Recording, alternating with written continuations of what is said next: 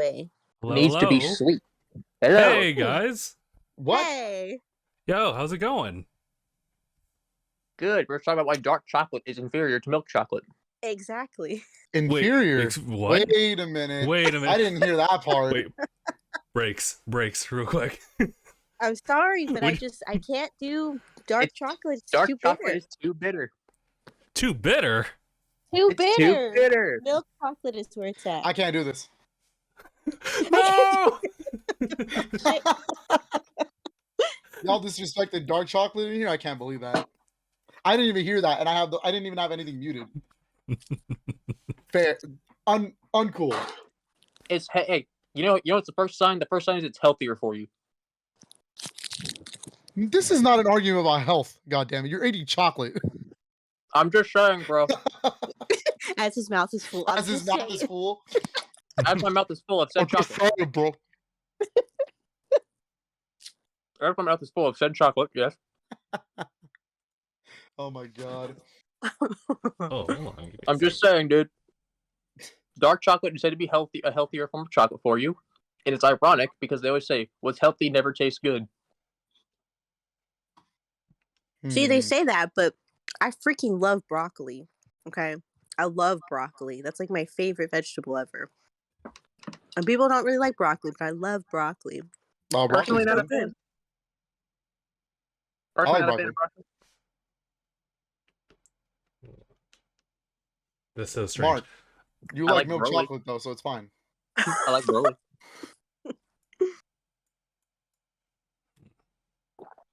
Anyways.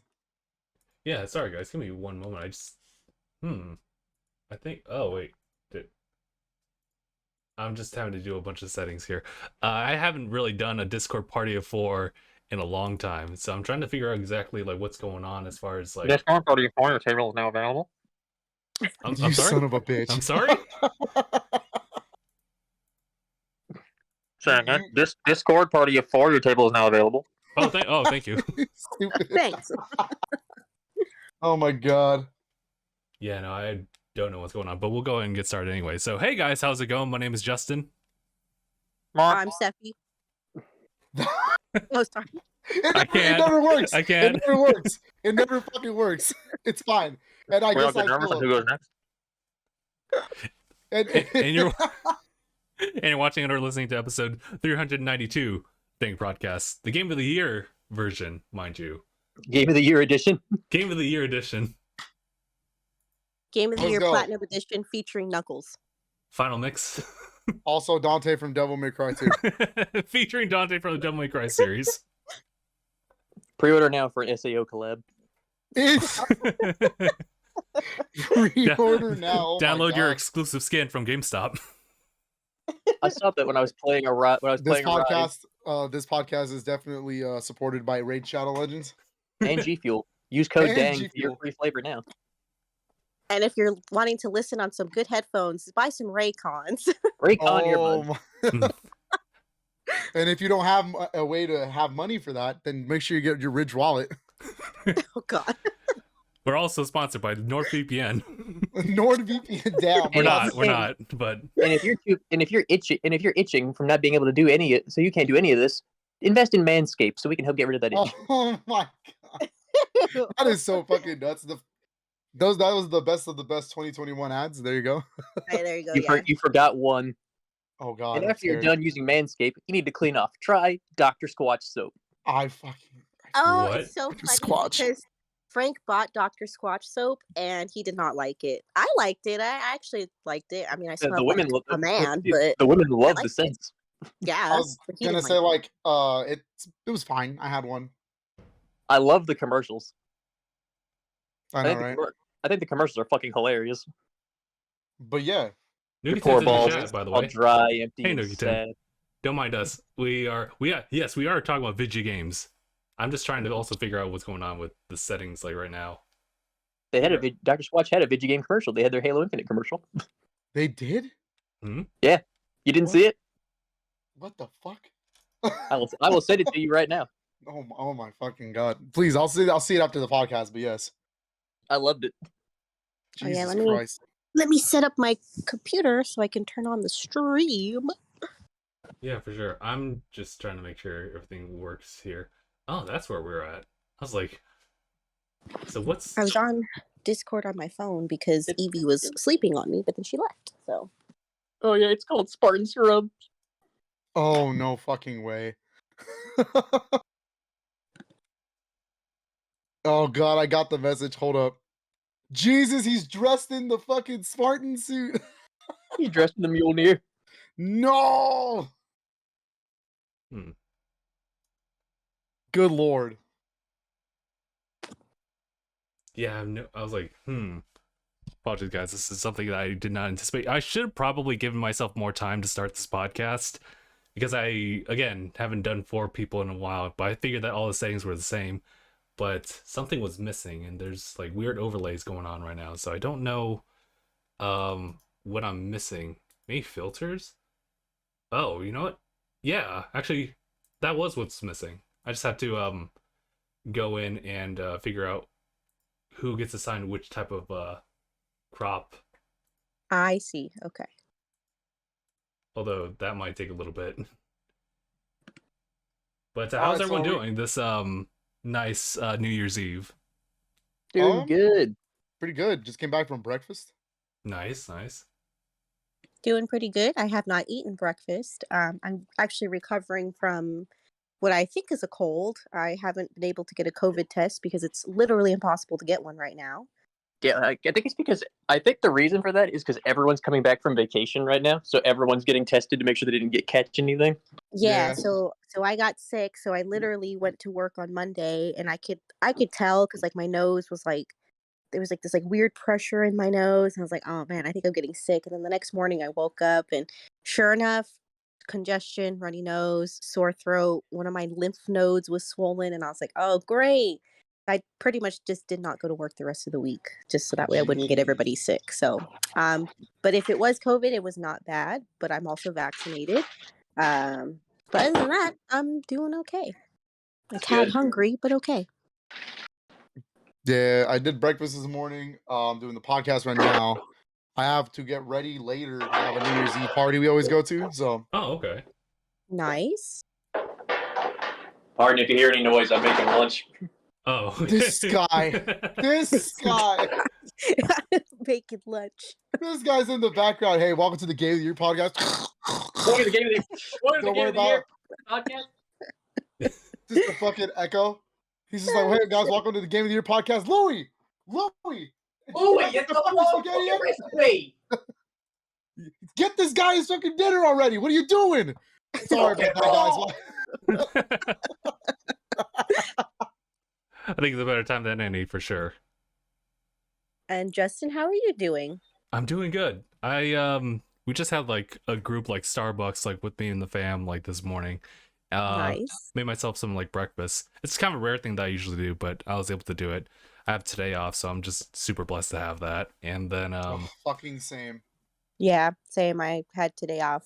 If I actually had went to work the rest of the week, today would be my official day off. And then I just spent like most of the morning just kind of like curating the list for today's podcast.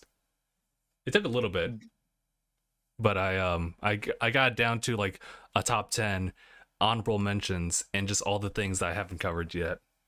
I'm just gonna fucking wing it. Yeah, I'm same. I He's in didn't the really play a lot of games Who's this your year. Hey, Louie, is the dinner ready yet or what? Louie, is dinner ready yet? We're fucking winging it, man. This guy's been sitting at his table for fucking 30 minutes. Louie, get the fuck out there. Well, guess what? He'll get his food when he fucking gets it. I do not cook the speed at which the meat is ready. Sorry guys. This guy just hired him. Not that good. I do not control the speed at which lobsters die. Jesus fucking Christ. We also have Nuggington saying that he's going to finish up Paper Mario. Let's see. Ooh. At the end of Wait, Bowser's which Castle? Paper Mario? The first OG. one. The OG. You said Oh. Nuggington, right? Yeah. Yeah. First of all, was good. Second of all, yeah, he's playing Paper Mario on 64 through the Switch. Nice. I know I should play that. I did play. I've played the game once, but now that it's on the Nintendo 64 for the Switch, I kind of want to play it again. I've been playing it. I'm really not that far, but It's fun. I love that game. I've also beaten it like 20 times in my life, so it's like, all right. Same for me, except with Thousand Year Door. I usually do a Damn. playthrough of that game at least once every year, every other year. But I've Once not a hooked up my year. GameCube to play it, so You know what? shit, though. I think I've only beaten Thousand Year Door like 2 times in my life, and I I probably haven't played it in a while. So I absolutely love that game. It's one of my favorites. it's If it's it had come out this year, it would be my game of the year. oh my god, it's staring at me right over there. I mean, I feel like my game of the year, I pretty much have a solid idea of what it would be. Yeah, I'll get to my game of the year when I get there. Yeah, 'Cause it's totally Balan Wonderworld. stop.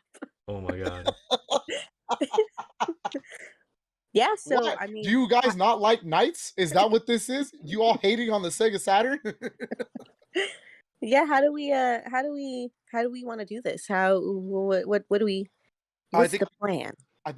Justin and I were talking about it earlier. We're gonna do games we wish we could have got to real quick, Okay.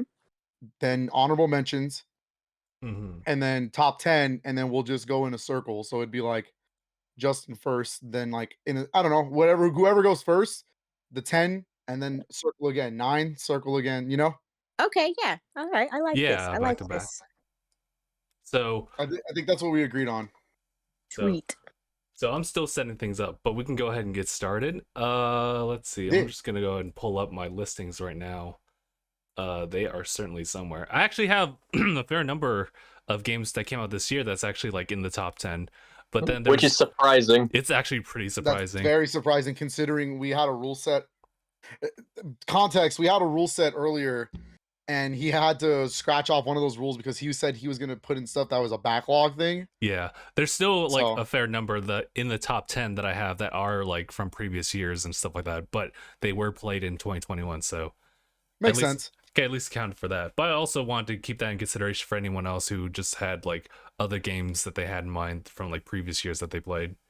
Mhm. But I think aside from that, were there any other outlined rules that we want to go over real quick? I had it right they- here. In case anyone else wants to kind of jump in and say what they want to So- say in the chat. So real quick, let's see. Our main outline rules that we had set were we just went over what we're gonna do. Right. The games number 2. This is our number rule 2, but we're gonna scratch it. As long as you have played it this year, it's on the list. That's the qualifying thing, is it has to have been played this It year. has to have been played this year from January 1st all the way to now, today. It can be a remaster or a remake. Mhm. Again, so long as you played it this year. So even if Uh, it didn't come out this year, as long as you played it this year. Yeah.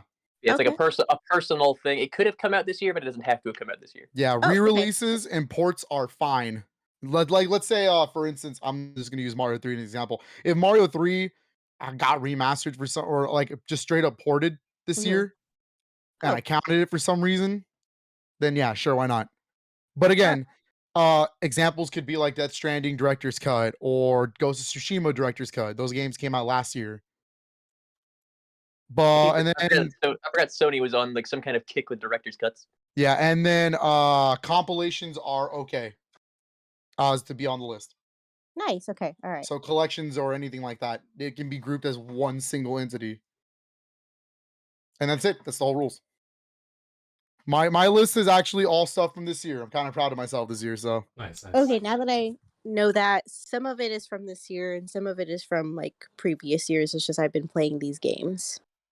makes sense. Mm-hmm. It really is. It's all personal opinion. We probably should state that this is not an official top 10 list or anything like that. Yeah, that's true. Yes, this is all this just is- purely opinion. All our personal games that we played this year because everyone's different. We all play different games. Sometimes. Sometimes. But like we all Sometimes. have different things to do, different ways to play. So that's Might be probably very- something. Yeah, It's a Yeah. very diversified list. it's gonna be pretty diversified. I could already tell. It's gonna be great. Yeah, I'm looking And forward if to. Oh, go ahead. I was gonna say if Anaya was on here, it would have been even more diversified. Oh my I could already god, tell. yeah. That dude's top 10 would be nothing but indies. I was gonna which would be say great. Indie World. Indie Yeah, World top 10, baby. Anaya is very hipster on the games. Very hipster on the games. But yeah, let's. I think Justin, it's your channel. You want to go first? Yeah, sure. So, I think we should just kind of get started by like listing like and I understand that maybe like Phil and I might have like a curated list of top 10s that are played, but for Mark and Sephie, you guys can go ahead and if you guys have like a list, or you can come up with like top of your head like the 5 of them, that's totally okay. We can make it work. And we'll just start like from the last like slot in your like top 10 or whatever games. Yeah. But On it, how on about it, boss man. Sorry? I said on it, boss man. But thank you. how about we start with the games we wish we could have got to? Because there's a Oh, yeah. lot of games this year. Oh my god, I have games that we wish we could You have gotten to, but we didn't play. You don't want to see my Um, Costco shopping list of games that I got. Oh shit! I have a couple on here for sure. I'll easily throw one out there. The Mass Effect Legendary collection. I'd love to have gotten to it, but I never got to play it. That's on my list too. That's on my Aye. list too. I was actually going to say I just got it as a Christmas gift, and so I don't have time to play it right now because of all the holidays and stuff like that. So I will get to it next month. I'm planning on it because fun fact, I've never actually played through Mass Effect 1, 2, or 3. Wow, I know. really? I know, ever. I know. I'm one of those people, and guess what? I'm gonna have to finally do it. I have no excuse now. Damn, that's rare nowadays. You see someone who hasn't played a single Mass Effect. I know it's something. I guess I just never got. And not that I was never interested. I always liked how it looked and stuff. I just never got time to do it. I don't know. No, that's fair. Fair enough. But I got that. It's like me in Dead Space. What? Oh, okay. You So, know, hold on a minute. so it's How funny it's not that okay you to said judge that. you, but You said so- Dead Space?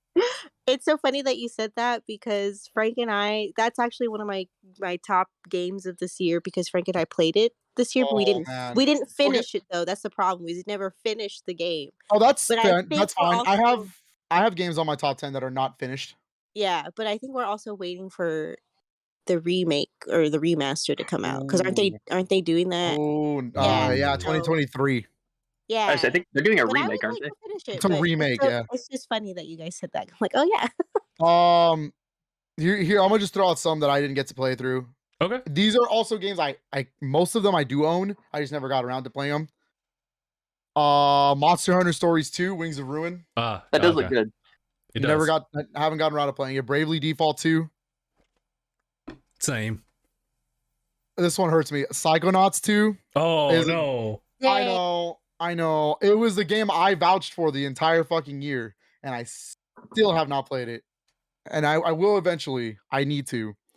I'm gonna say one that hurts me that I have to say it, and that'd be Brilliant Diamond. Oh. I wanted to play it, I Yeah. really did, but I didn't have the storage on my Switch, and I didn't have the money to buy it. Man. I did not buy that game. I guess you could say Shining Pearl is also like on that list too. Because Yeah, just to shoot in general. Forza Horizon 5. I didn't get to play through. I played a little bit. Played some of it. It's good. I know. I want to play through it. I know. I think Sephie was mentioning this earlier, but Resident Evil Village, I did not get to play through this year. Oh my god! You I didn't play have to Mommy play it. Maker? I know I didn't. I actually don't even own it. I was trying to get it the other day, but it sold out fast because it was only $20. Yeah. For voice actor one, and I'm like, Yep. she's talented, but I swear the But- memes helped. Yeah, the memes help, but Memes help. but she is cool. But it Uh, was. Please play it when you get a chance. It's so good. I- Anyways, I plan on it. That Persona baby is 5 absolutely horrifying. Strikers. I need to play Striker, Persona yeah. 5 in general, but yeah, same there. Yeah, Persona 5 Strikers. Yeah, technically it's been out for like 2 years, but the American version did not come out till this year. Yeah. Isn't it the more hack and slash version of Persona 5? Yeah, it's a Warriors. Kind of a Warriors game. Yeah, it's done by the same team as Warriors, but I don't know. It's kind of weird. It is an action RPG though. I've heard it's the same story, but in a different style. But speaking of that game, if you guys have a PlayStation, it's going to be free next month. So Oh yeah, I did hear about that. it's a PlayStation Plus PlayStation Plus game for January. nice. Okay. Nice. Guardians of the Galaxy. That does look really good. Same. I just got it. I haven't been I able to play heard it. that it was actually pretty good, and I'm like, I kind of want to play it now. It That's won Best exactly- Narrative at the Game Awards. It won Best Narrative, and I just got it in as a gift yesterday, so I will get to that. I know Okay. Mark's been playing it, and it's probably on his top 10 list, but he'll talk about it when we get to it. Tales of Arise. It probably is in my top 10 if I'm being dead ass. And here's another one, Scarlet Nexus. Ooh. That is definitely in my top 10. We'll get there when we get there, but We'll get there. those are games I wanted to play through. Again, just got them because of a Christmas. Like, I got a bunch of gift cards for Christmas, so I ended up buying a bunch of stuff on sale. Yeah, just got them. I'll get to it when I get to it. Alan Wake Remastered. Ooh. Oh yeah, you got that, Justin. I did. Nice. I And- definitely really liked that one. And then the only PS4 game on my game list that's here that I wanted to get to, and it's mostly because most of these games are also on PlayStation 4 and Xbox One. I just been trying to get stuff for next gen, but this is one that got stuck on the last gen. There is no next gen version, and that's Nier Replicant. Oh yeah. I have been wanting to check out Nier Replicant because I did like Automata. You're gonna like Replicant. Replicant is nothing like Automata, but that's because Automata is also by Platinum. Platinum Games. Yeah, this is a from what I know, Nier Replicant is a remaster of the original 360 PS3 game. And But it it's- looks really good. But it's instead of it being the weird American version that we had, the one where it's like the dad and his daughter, It's the actual Japanese version. it's the actual Japanese version where it's like the brother and his sister. Oh, okay. To where it makes more sense. They changed it because they were like, brother and sister, that's dumb. Americans don't like that shit. And so they changed it. I don't know why, but Americans Yeah, don't like that. What you doing? that They any want other- Daddy's little girl. yeah, pretty much. I don't know, it's weird. Yeah, Whatever. yeah. Yeah. But, okay. Any other games that anybody could have got through? Oh, or didn't get I got my listing man. here as far as Yeah, I have a couple. Seth, you want to go? Yeah, God 'cause knows there's a mine's lot really that I short. have. So, I really wanted to play It Takes Two this year. I saw a lot of streamers playing Oh. it. Okay, I also I want to didn't do that. I wanna didn't play it with write my that girlfriend. down because it's not like anywhere on my list, but I Yeah. just got it and I plan on streaming it with my wife after Halo Infinite. Yeah, and I saw that it won like a bunch of awards, and I was like, dang, it must It be like won really Game good. of the Year. Yeah, Yeah, it must be I want really to play it with good. my So fiance. I told Frank, I was like, we should play it. I was like, that's actually like, I'm surprised we haven't, like, because that's we usually will play like a 2-player game. But It Takes Two, definitely I wanted to get to this year. I'm sad that I didn't, but Yep. I do want to eventually play it with Frank, hopefully. We never got to play Far Cry 6, which I was pretty interested in playing. Oh, Just damn. because Same. it, I was interested in it. Forgot about yeah, that game. I was curious about it. we never played that either. So I was interested in trying to like or watch Frank, stream playing it. I'm kind of sad I never got to play that. I did want to buy Super Mario 3D World Bowser's Fury, and I never did. But I Oh did. no.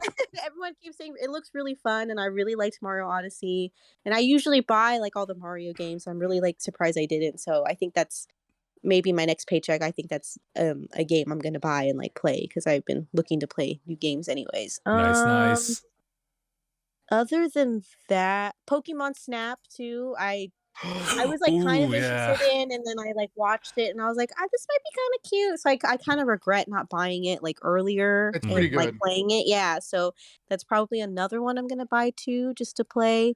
Yeah, same And boat. other than that, that's pretty much it. Those are the games that I either like regret like not buying earlier and like building on the hype, or just like I didn't think twice about it. Like It Takes Two, I was like, whatever. But then it won Game of the Year, and then everyone like said really good things about it. So I was like, well, okay, I definitely have to try that one out. So Yeah. that's my list of games I wish I would have gotten to this year. I didn't, but here's to 2022. Right. Yep. You guys see the chat as well? Lord Nuketon was saying a couple things. I was just curious about what you guys were saying too.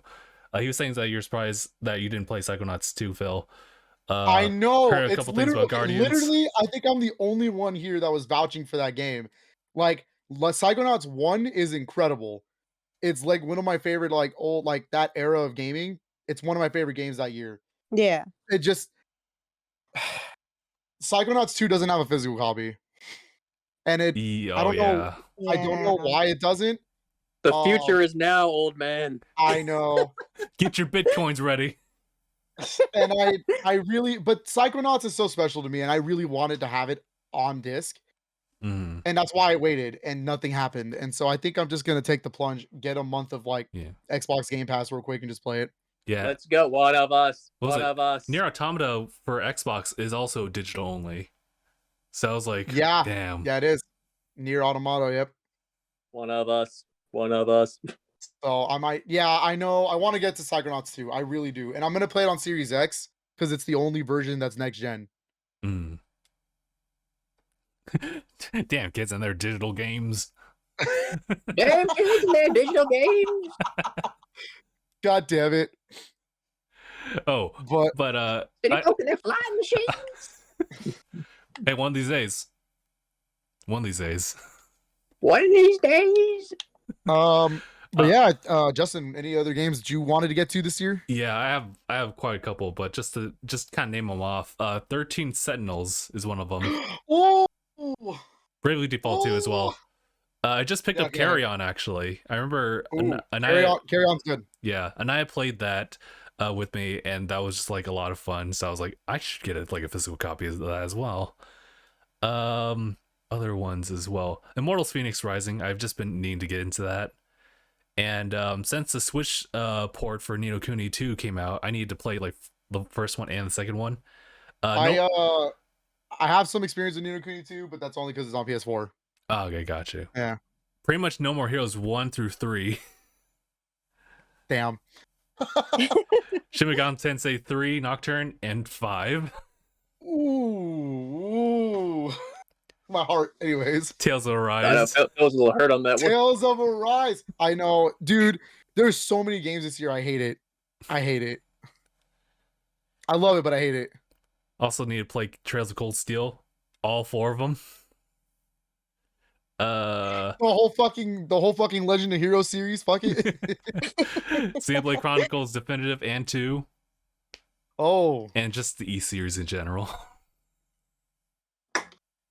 you son of a bitch. No. Anyways. But yeah, that's just like to name a few. Yeah. There was just so many shit coming out this year. It's not even funny. Yeah. Mark, you got any last ones? This is for Wish We Could Have Played? Yeah. Wish we could have played. God, I have a lot. Yeah. Because, well, Alright. that's I have to pass some up because I don't have a ton of money, so I've had to pass some up. That's but fair. if I was trying to sit here all day and think of all those, we're gonna be here a while. Mm. All right. Final But what Fantasy was, like, VII the- Remake. Well, what was the one you really Why? wanted to Yeah, play? what he just said. Yeah, like the top. What he just fucking said. But that's not fair. It's not even on Xbox. This is true. It's on PC though. It's games I wish I could have played, isn't it? Like, yeah, I guess. 7 Remake. Well, I don't know where to go from there. He's like, that's right. He's like, well, damn, he's got me on this one. He's got me because I just bought it this year. No, you just have to shake your hand and say, "You fool! Just get a PlayStation 5." You fool. That's why there's a PS5. Come on. How could this happen to me? All right, then I guess we can do honorable mentions. Honorable mentions. Honorable mentions. Games that you did play this year, but they just weren't enough for your top 10. Ooh. Okay, okay. I have like a couple that are like. Is everything okay? Yeah, just going down some stairs, bro. Oh, okay. Mark is That's how- fighting to get a PS5 right now just to play Final Fantasy VII Remake.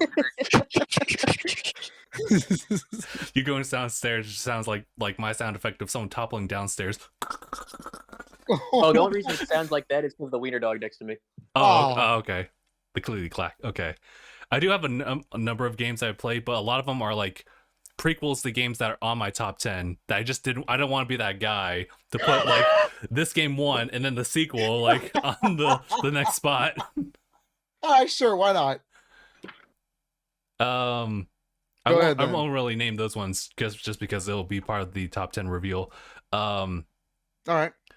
But I played Sonic like Unleashed and Generations this year. They didn't really make the cut because, in my opinion, they weren't the greatest games in the world. I Well, still like did you- them. What you mean? Like the Fair werehog?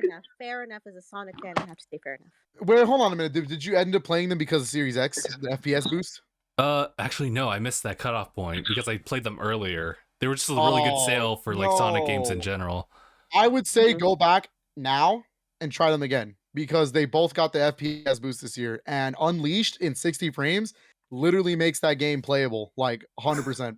Oh shit. It's weird because It's out of yeah, the two, Unleashed. oh, go ahead. I'm sorry, Unleashed got 60 frames, and then Sonic Generations got 4K 60 frames. Damn. And that game is Generations beautiful. looks fantastic on Series X, and it's the best console version to play. Mm. Yeah. I My actually Mm. I'm just gonna say right now, Sonic Generations is my retro game of the year. Oh, okay. It was the FPS boost that got me to play it again, and I was like, holy shit, this looks incredible. So Well, like my thing with like those games is that one, I felt like Unleashed actually played better than Generations yeah, because you're not wrong because it does. yeah, because because my thing was is that there was like a weird input delay in Generations that like really messed me up for those last minute like jumps. But Unleashed didn't have that. But the problem with Unleashed is that in order to progress in the game, you have to collect these like sun and moon medals respectively, and they will literally halt all Yeah, your progress. And these are medals that are like both like out in like plain sight, but also hidden away in others, and that you pretty much collect a fair number of those medals before you even beat the game. So yeah, I do remember those. I would say try them again before we, you know, mhm. try them out again on your Series X. Okay, You will not regret it. okay. I had another one here. Um, actually, I have like a couple that like I actually played in 2020, but I finished in 2021. They were finished in January, and that Okay. was Jedi Fallen Order, Hyrule Ooh. Warriors, Age of Calamity, Ooh, and Miles Oh, yeah. Morales. Like they I were like all, it. yeah. So I couldn't really put them up there like because like I just played the majority of them in 2020. So it was like okay, I at least finished them like this year, and I'll just at least give them an honorable mention to that front. Legend of Zelda Link's Woke. Link's woke. Link is so woke he don't even know where he's at. My God. Link is woke. Link is woke, Good and game though. I love the art style for it. And other than that, it is pretty easy on the normal difficulty, so it didn't really bring that much like level of challenge. But I did love the aesthetic for it, so it just sits in the honorable mentions. Yeah. And Yeah, then, that one was really cute. and then Kirby Star Dear Allies. God, Betty Kirby White. Star Allies, let's go. The game is not bad, but it is super easy. So Yeah, Yeah. that's just definitely I just put like it a on my nice phone. We stroll. interrupt this podcast. We interrupt this podcast to confirm a very sad thing that I just saw. Oh, What? The immortal Betty White is now dead. No, no oh way. no, No way. Oh my Shut Dude, your God. I honestly No thought she was way. immortal because she bitch didn't age ass a up damn right day. now. Dude, I thought she was immortal. She doesn't age a damn No. day. No. No. Oh At my 99. God. Her 100th birthday was coming up. She did a special about it. No. No Dog, way. I honestly thought she was immortal. This is. Oh man. Did She you was notice that she never aged a damn day? She was so Oh, you're iconic. not wrong. No. My God, Oh I'm my seeing it too. God. Sorry to interrupt, but I was like, this is some pretty big news. Damn. Holy Dude. Crazy. We lost a great one today. Mm. Crazy. Man. Yeah. Man, what a fucking crazy week. We got John Madden, now Betty White. That's Oh yeah, crazy. John Madden died yesterday. Yeah. Yep. And the retro market is a bunch of sick motherfuckers. They're already trying to sell John Madden football for Sega Genesis for like a $300. Yeesh. Scummy. I was like, y'all are disgusting. But yeah, that sucks, dude. Trying to like bounce back from that. Yeah, bounce back from that real quick. I Yeah. yeah, I just Oh. yeah, I just pretty much wrapped up on my honorable mentions. All right. Who wants to go next on their honorable mentions? I don't know if I really have any this year. Oh, really? Like everyone just kind of sits in the top 10? I know. Hold on a minute. My wife just walked into the room. I know exactly what you're about to say. We were just talking about this today at breakfast. I know. That's so bad. You good? She's The not fuck good. was that? She's The not. fuck That was was my that? wife. Ah!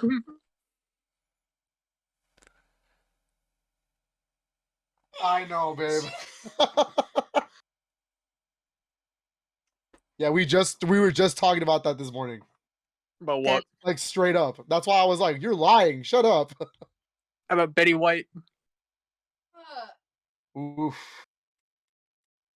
Just weeks before her 100th birthday. She was almost fucking I know, that sucks. She was almost 100. Like, she was Almost right there. 100. They literally did like a Mhm. magazine special about it, and she was like, "I'm so blessed." This is sad. Jeez.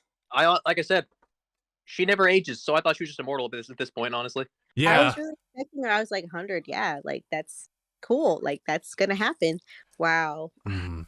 You know, like when you see like trending tags on Twitter, and it's usually like some kind of person like who's like just like Betty White, who's like aged quite a bit, and people get concerned. They're like, oh no.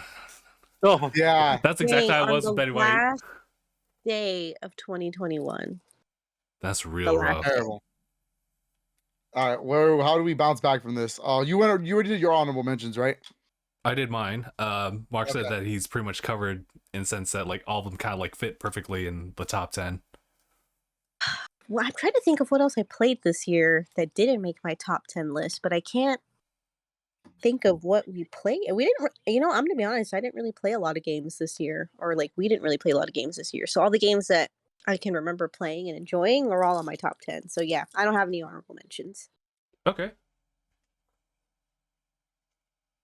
Does that mean me? That's Yeah. you, Phil. It's all you, buddy. All right.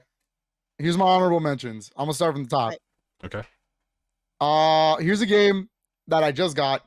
I was actually playing it, and it made my honorable mentions. I didn't think it was fair for me to put it in the top 10 because I had just only started playing it this week.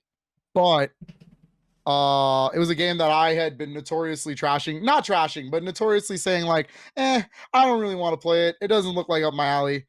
And I'm wrong. I was 100% wrong. Returnal is really good. Nice. Damn it, that should have been on my listing of honorables. Damn. Returnal is a game that is really like would have been like a top 10 game had I played a lot more time into it. Mm-hmm. You good, babe? She's not okay. All right. she's just devastated. Yeah. She fucking died, Mom. She's just calling her mom. She fucking died today. Close the door. Oh no! Voice fades. Okay, my next game is a game we mentioned earlier. New Pokemon Snap. Oh, yeah. I think it's a good game. Is it better than the 64 game? That's kind of a subjective like thing. I think it's good. I think they're both really good in their own right. So I really don't have a favorite. But it is really fun. My wife was playing a lot of it more than me, so I got to watch her play it. It was really cool. It's a really good game. I'm really sorry for this next game, Mark. I did put Final Fantasy VII Remake Intergrade. I put that on my honorable mentions. Really, not even on the top 10?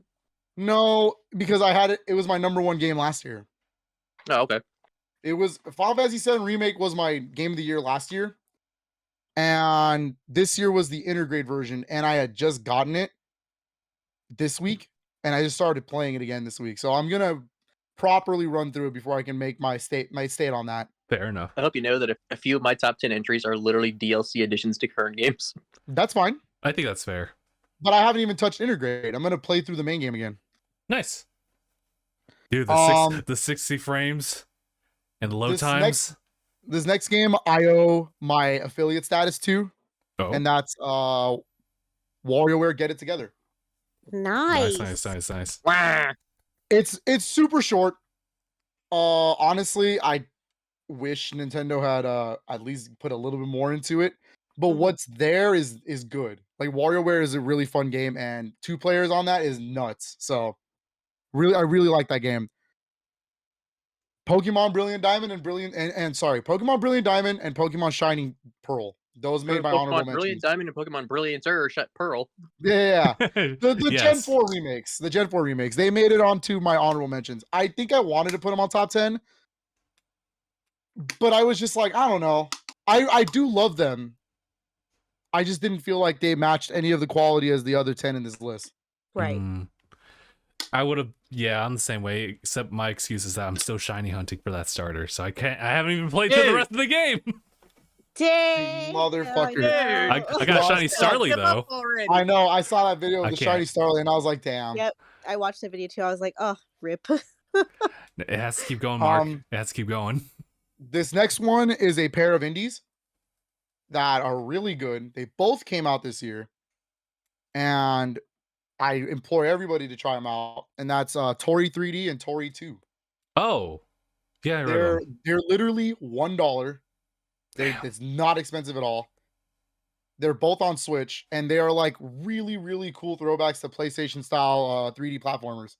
Nice. And they're really well done. There's a little bit of horror element to them. I'm not going to spoil that much. Okay. They're really cute, but they have horror elements. It's really cool. Interesting. And as I'm speaking of this, I was seeing it on Twitter. Tori 3D is actually free right now. I don't know if it's the Switch version, but it's free. Damn. As a holiday gift. Yeah. That's whoa. So the first one is free, but number 2, they're both only like $1. So like really, just buy them. Yeah, they're really good. But how am I supposed to get my McDonald's Coke now? Son of a bitch. And then these next two are ones that Justin actually mentioned earlier. Shin Megami Tensei 3 Nocturne HD. I never got to finish it. I never even beat the original back in the day, so I was really hoping this would be the one. And it is. I'm still playing it. I just haven't got through it. It's really good. And then Shin Megami Tensei 5. 5, I swear to God, 5 would have made my top 10 list. It's just that I don't have that much hours into it. But the hours that I did play, I was addicted. I was like, yo, I want to keep playing this, but if I keep playing this, I'm not going to finish any other game. Because that game's like 100 hours long or something like that. Sheesh. And I was like, I really want to keep playing it, but I just couldn't. So there you go. That's my honorable mentions. All right. This is pretty fair. All right. I'll eventually get to Shin Megami as well. All right. The top 10? The top 10. Top 10. Justin, you want to go first? For number 10? All right. Justin, a fearless leader. Okay. Let's do it. Okay, so just to preface again, this is pretty much just like a gaming lifestyle type of countdown. So not everything released in 2021 or that's pretty much it. Yeah, the only thing is but mine comprises of games that were released both in 2021 and prior. The one that's going to fit in number 10 is actually something I did on stream, which was Tales of Symphonia. I thought that was going to be on your list, honestly. Okay. Let's go. It's like on the 10th slot because the gameplay shows its age, but it aged relatively gracefully as well. I think that the story is very engaging. I love those types of plots that have like a lot of like stuff like hidden in the back that you don't get to see until like halfway through, and it just completely turns your head over as far as like what's actually at stake, what's actually like how you perceive it. The characters have to go through so much change and development over time to find the resolve to join you like in your main party as you go through the final events of the game. So I think it's just like grand in scale for a game that was like released in like 2003. But there's of course other games in the past that have done like great like leaps like that. But yeah, it also kind of stemmed from Tales of Rise and the fact that I wanted to play that because that was so cool as a demo for me to try out, that I wanted to actually go back and play some of these other games because I knew in the back of my head that I would be interested. I just never got around to getting a lot of them, and a lot of them are split across all different platforms. A crazy amount of platforms, yeah. So I picked up what I could, and I'm going through like the mini marathon that I have right now with them. So Symphonia is one of them, and I can't believe I finished it, but I did finish it. Damn. Yeah, Symphonia is really good. I'm glad that's even on your list. That's one of my favorite Tales of games. Vesperia is up there too, but yeah. Mark, you want to go next? I would say... If you actually have 10 on your list? Excuse me. Oh, wait. He's already mad at your number 10, dog. Do I need to put you out the room? Do you need to go out the room? Are you going to behave? He says, I got something to say. So I got something to say about your 10, dog. It ain't good. Go lay down, boo. All right, so for number 10, I'll do a top 5, I think. Okay. Oh, okay. So then we'll start with you at 5 then. Yeah, for 5, I'll probably give it. Oh no, wait, hold on. Okay, yeah. I see Nick I was said. gonna say we'll get back to you once we get to 5. I was just thinking of some stuff. So I'll just give you some games that I would just say. Like one, I would say right now is probably Biomutant. Biomutant. Oh, okay. Yeah, Biomutant was actually I actually really enjoyed my time playing it. That's really good. Nice. Oh, yeah. Nice. And Alright. a lot of people were saying, the more you play through it, the more you see there's actually a lot more to this. And I was like, exactly. It's like I feel like people who reviewed it just kind of sped run through it. Nice. I like that game. I like the visuals of that game. That game looks really cool. Oh yeah. I just never got around to playing it. Justin's still waiting for the sale. I feel it. Yeah. Waiting for it. That very nice 20. Damn. All right, Seth. Number 10? Yeah, number 10. Okay, it was actually number 9 and number 10 were a big toss up between the two, and I actually just changed it right now before it was my turn. But number 10 for me this year, this is a game I've played off and on like ever since it came out. Was Stardew Valley. I actually really love this game. I'm not gonna lie, I really do love Stardew Valley. But the only reason I put it as number 10 is because the new content I think came out last year. And I just never got around to playing it. And I still actually haven't seen like the post-game content, I guess, once you finish the community center. So I'm still like trying to get to that point. But what I've seen from like the subreddit and everything, it looks really cool. But the only reason it's number 10 is because nothing came out new this year. I am really excited for the guy, Concerned Ape, the guy who made Stardew Valley. He's making a new game called Haunted Chocolatier. That I'm really excited for. Yeah. But I've been playing Stardew Valley off and on this year, and I had a co-op with my friends. And I still love this game. I love Stardew Valley. I think it's fun. But yeah, the only reason is it's number 10 is because no new content came out this year, and I just got back into playing it this year, and I still haven't seen the post game content. But yeah, so that's mine. Okay. Nice. You know, I was gonna say, I haven't actually played through the new content for Animal Crossing New Horizons yet. Same. That's funny because that's my number 9. It was between Animal Crossing and Stardew Valley. So I had to trick them, pretend I was going out of my room, and then when they went out of my room, I said "psych," and I closed the door. Damn. How could happen?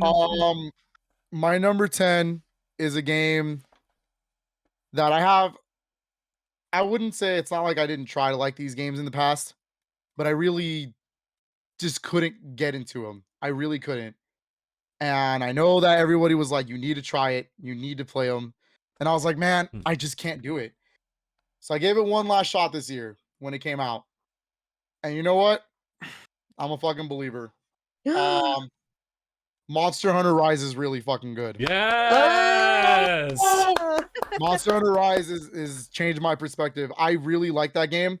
I know I have not finished it. It's hard for me to play a long time for certain games. That's fair. But man, it's maybe really you could play with some friends. Well, hold on a minute. I was playing it a little bit with some other friends too. It is really good. Okay, it is really, really good. That's why it made my top 10. It's at least number 10 because it's still a genre I'm new to. But man, the visuals are outstanding for a Switch game. I could not believe I was looking at a Switch game after right. I was like, what the fuck?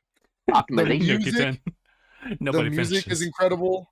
The monster designs, the new ones are so good. And I love the mobility options. Now that you can use the bugs, the wire bugs, is so good. Just absolutely really good game. Capcom should be applauded for that. That's a really big one, and I'm looking forward to Sunbreak next year. Nice. Same here.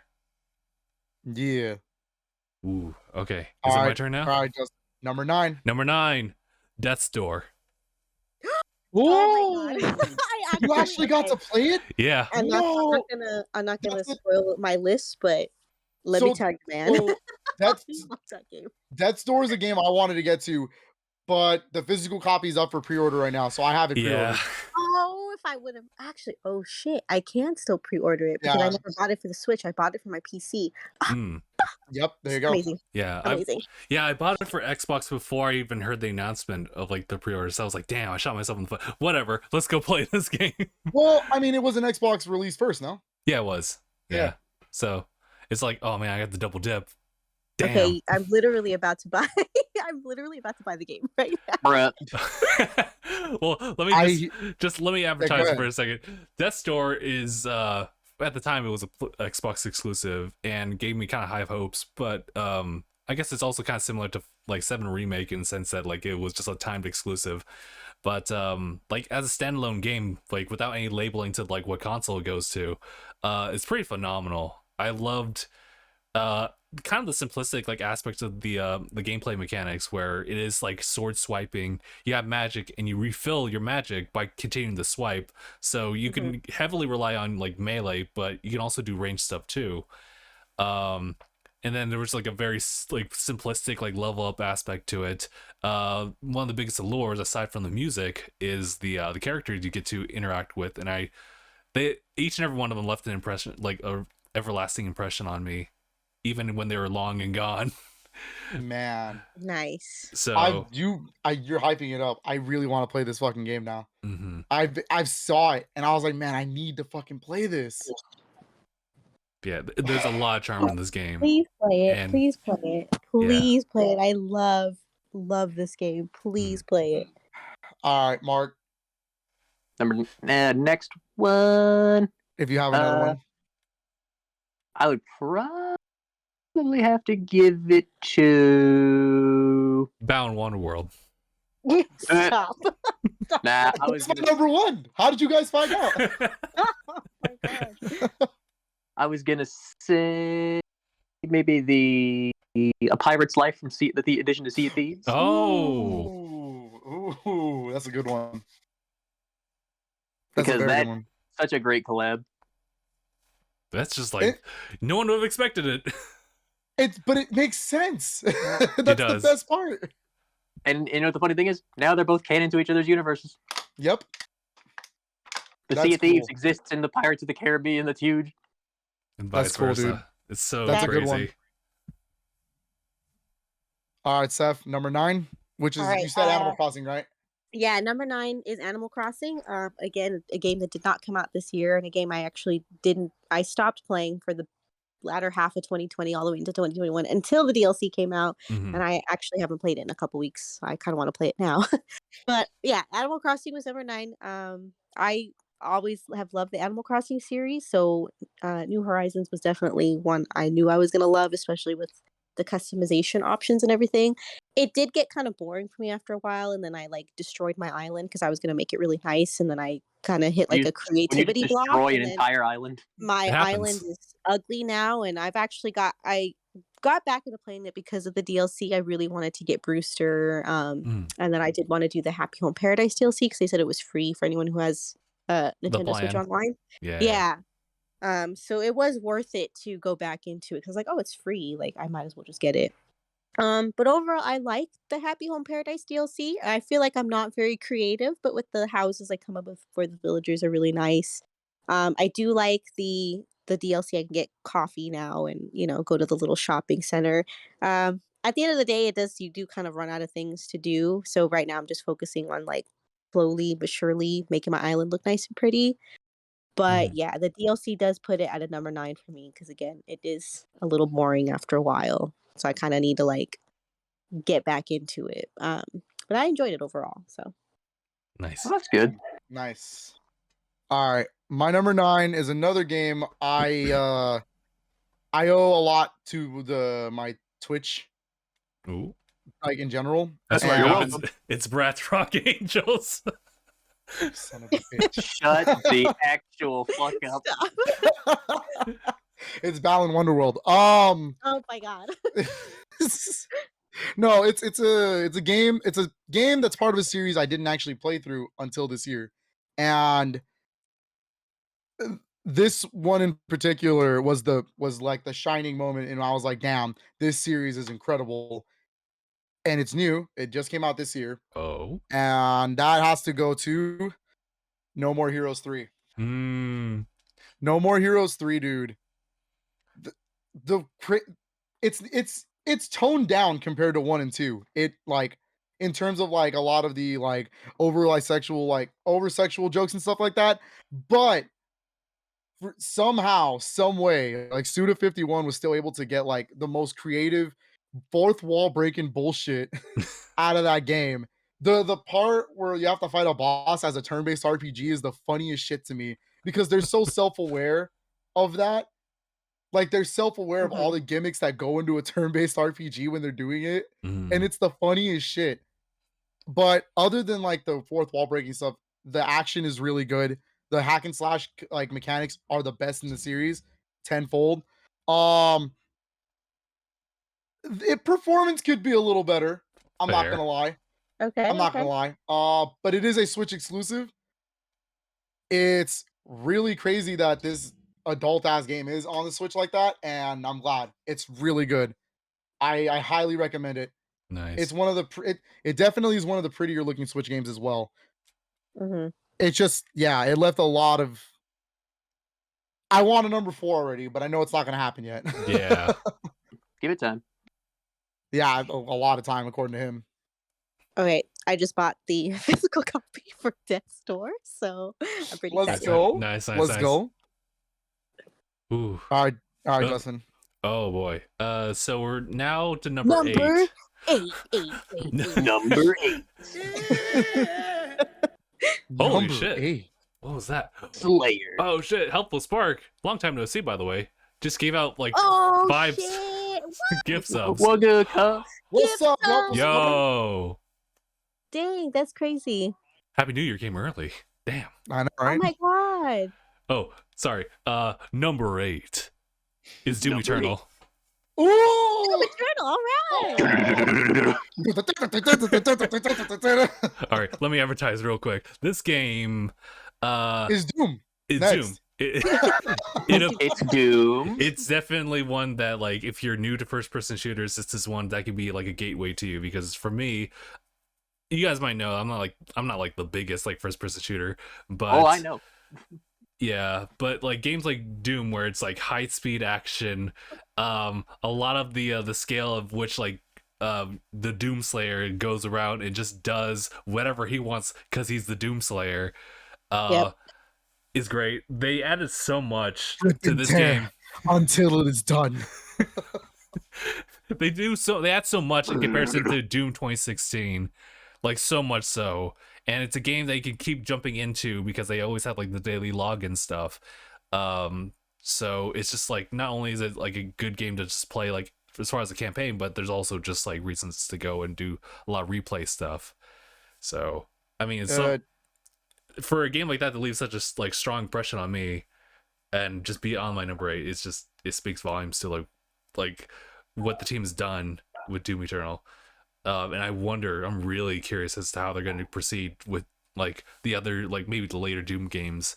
Mick Gordon was definitely one of the biggest reasons why like I started like my initial like love for the game, because that soundtrack was crazy, and Doom Eternal is no exception. But there's a bunch of stuff that happened in between, so he may not and probably won't be involved in later projects. So I'm really curious as to how they would continue that forward. But otherwise, yeah, number 8. As far as I know, he's not going to be. He didn't do the DLC music. I see. Okay, I haven't Yeah, played but, that yet. But That's actually what I was gonna say. I want to go back to play the Ancient Gods Part 1 and 2. But I'm gonna pick up the Xbox One version because it has a free patch to Series X. So nice. And that's how I'm gonna play through the DLC. Yeah.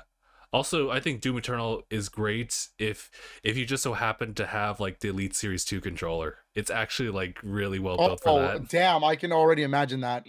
Mainly because of the fact you want your thumb on that like stick at all times. Yep. But yeah. Mark. Next, I would say Shout out to Brian. Hi, Brian. Brian's in the chat. Brian, what's good? Brian, what is up? I'm sorry, Mark, continue. I would have to give the next one to I'm gonna say the last DLC addition to Kakarot, which was the Future of Trunks. Okay. Oh, okay. Cool. I definitely put that in my top 3 because that was really good. Nice. Like that was fucking phenomenal. Nice. Nice. Damn, In I fact, want to play that. in fact, I mean that actually might be my number 2 if I'm being dead honest. Oh, really? You can play the new Kakarot stuff on Switch now, Seth. The you DLCs can? all together. Yeah. It's just all together. Because I It's told great. Frank I wanted to play, and he's like, "Yeah, we'll play," and we haven't played it yet. So maybe Especially because it adds in stuff that's not even in the actual anime. Nice. That's cool. It adds in stuff that is from the manga of Super. Oh, nice. Shit. Especially everything that happened in Trunks' timeline, like with the Boo Saga. Oh, nice. Okay. Which was really sick to see, actually, like, in the game. All right, Seth. All right. Let's see. My number 8 is Doki Doki Literature Club. Oh my god! I got the physical copy, so I was really excited to get that. And it came with like little stickers and like little things and stuff. I actually haven't finished the game, but I did play some of the DLC stuff. I really like that they put in like the side stories. Those are also really but cute I would too. put that at number 8 because at the end of the game, it is a horror game, and I don't really like horror games. But knowing like the story, like it was easier for me to like play through. But I did like the stuff that they added to it. I was kind of interested how they were going to do the whole like deleting like the characters and stuff like that. Like you have to delete Monica at one point, but it's really cool because like it's like you have the cartridge and then it's like a computer. It's like you're playing like on a computer and you can like boot. I don't know, it's like hard to explain, but it's really cool. I really liked it. Again, a game that did not come out this year, but you know, I did get the physical edition this year, so that was really exciting. And yeah, I really liked that game. Natsuki, best girl. All right. Ooh, God. Okay. Great. My number 8 is my second best multiplayer game of the year. Second. There is one more that's on here, but I'm not gonna get to that yet. But my second best multiplayer game of the year, and I know it was a game as soon as I played it, as soon as I had the sudden realization, I was like, okay, we're in this. Like this is it. And that's Mario Party Superstars. Yeah. The day we streamed it, that was an incredible moment for me because it made me feel like I was playing Mario Party all over again back in the day. And not just the fact that it was all nostalgic boards. I get that. Because that's what it is. It really is just Mario Party 64 boards with the minigames from 1 to 10. But it made it feel special that we were all able to play it as if we were all in the same room. And it was really cool. And it ran really fucking smooth too. Yeah. Like it was super good. It even accounted for when I disconnected too. That was the best thing. Like it countered. It was very seamless. Yeah. And I don't know. I fell in love with it immediately. That was it. And then since then, I've had like some family come over and we play it, and I would go over to some other people's house, and it's just the main game we bring up every time now. And man, it's good to say Mario Party's back. Super Mario Party is good. It's really good. But I can't deny that I'm always gonna fall for the nostalgia stuff. Same. So that's true. Yeah. It's really good. Lord Nickington also said he liked that Justin was able to jump back in. I thought that it was so seamless. I was like, this is great. I mean, he had to hope to God the computer did good for one turn. But hey, it was good. Why did I have so many chain chomps when I came back? Why do I have so many chain chomps? Yo. The moment I knew this was a great game, and I'm so sorry, Lord Nickington, I'm about to bring this up. Was the moment I got chance time. Oh God. When I fucked over Lord Nookington so bad and Justin won because of it, I was like, uh-oh. You're like, this is Mario Party. I was like, now this is Mario Party. Everything's balanced. Now this is pod racing. Fucking perfectly balanced. That's all. Perfectly balanced as all things should be. It was really good, and it's an incredible experience. The music is amazing. I almost cried hearing the Mario Party 3 minigame song. Yeah, it's good. Number 8 for sure. Damn. All right. Nice. All Sorry, right. Justin. Number 7. 7. Number 7. Number 7. It's a game that actually got a lot of rewards last year, actually. Oh. And I actually was able to play this one within the early months of 2021. It's Hades, actually. Oh, Hades. I'm actually gonna switch my number because I'm gonna put Hades at 3 and then put the addition to DLC. Oh, cool. We'll just get Alright. you two together right now then. Okay. There you go. Hades is honestly, when I look at it just from face value, just to look at it between that and Death's Door, they look kind of very similar, but there's that element of roguelike in Hades that continues to make it such an enjoyable experience to go through each time, even though you're kind of going through the same start point to end point. And it's one of those games where the story and the progress carries over with each time you loop, whether you proceed further or you just die earlier in the run in a very seamless manner too. Yeah. And I just love the way that they incentivize going back and also kind of mingling with some of the other folk back in hell, where you're just talking about all these different characters that have other backstories, those who influence your main dude, and not to mention there's just a bunch of things kept hidden as the story kind of unravels itself as you try to look for more stuff. And the simple upgrades that you can go through, and the special powers that you can obtain from all the different gods makes each run so interesting. I eventually came to one that really works for me, and I was able to kind of work things around so that I would get nearly everything that I wanted in the run to clear it the first time.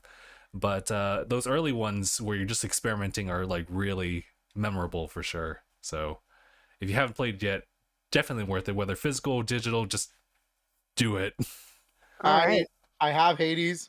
I have it sitting on the shelf. I played one run at least, but I love games by Supergiant Games. They're such a great developer. Literally all of their games have been bangers for me. Bastion, Transistor, Pyre, those are all fantastic games. So I already knew going into Hades I was gonna like it. It's such a good game. I'm glad it's on your list. I like that game because I'm in it, and Oh, yeah. I very much enjoyed that. Thank you, I like Sephie. the game Thank you. because I'm in Forgot it. about that. Thank you, Sephie. Don't know, my full name is Persephone, so I am in the game. I am indeed in the Your full game. name is Persephone? Okay, full name is Persephone. Even I just go by didn't know Stephanie that. because it's easier. Oh shit! There's we got some a lore. revelation last day of the year. There you go. That's a new one to me. I'm like, oh, that's new knowledge. So, Mark, is Hades also going to be part of this conversation with you? Oh yeah, I went into Hades because I heard a lot about it. I was very curious, and then when I actually went in and tried it, I'm like, how was I sleeping on this? This game is fucking tight. Yeah, It's so good. so good. It's so I really want to sit down more with it, but yeah, it's from what I played, it's really good. It's actually really good. I beat it the 10 times you need to actually beat the game. Yeah. Holy shit. Yeah. All right, maybe. You run through it a couple times. Jeez. All right, Seth. I went fucking in, bro. Let's do it. You're number 7. My number 7. All right, number 7 is Dead Space, and Damn. it's because I did not finish it. I didn't actually play the game though. I watched Frank play it. That's kind of what we do sometimes. He'll play a game and I'll watch him play through the whole thing. So I watched him play through most of Dead Space. I'll allow it. It was very good. Yeah, I'll allow it. It was scary. Yeah. It definitely was scary. Yeah. I was definitely at one point there's a point where there's a dead alien monster on the floor, and I was like, he's gonna come to life, and then of course he comes to life. I was like, I knew it, I called it. But I really like the atmosphere of it. It definitely makes for a good setting. I am really excited to see the remake because I would love to see it with updated graphics and everything. It is a shame that we did not get to finish it this year, but we did get through pretty much most of the game. So from the story and everything, I thought it was really good. They creates a great atmosphere. It's very scary, and it definitely holds up after all this time. Nice. Yeah, I'm definitely curious to see what EA Motive does with Dead Space. They're the team who did Star Wars Squadrons. Oh. Okay. So I know that was I will say that could have been an honorable mention for me because that was actually a really good game. That's a really good game, and it's they're getting the whole of the Dead Space license. It's like, damn, all right, that game's gonna look fucking stunning. Like,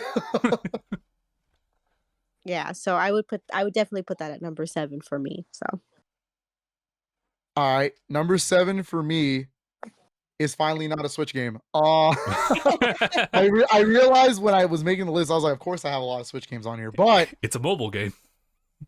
no. No, number 7 is a game I'm actually currently playing. It's actually stopped right now. Oh, It's on my TV, but I'm playing it. I have not finished it, but I already knew it had to be on my top 10.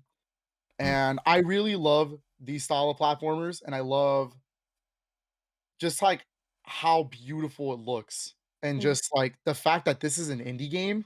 Like this was made by a small team. Like, holy shit, this feels like a AAA game at some points. And that's Kina, Bridge of Spirits. I was about to say like, platform. That game did look pretty good. It's really good. Here's my quick overall review so Okay. far. The visuals are outstanding. The music is subtle but really good when it kicks in. The combat can be better.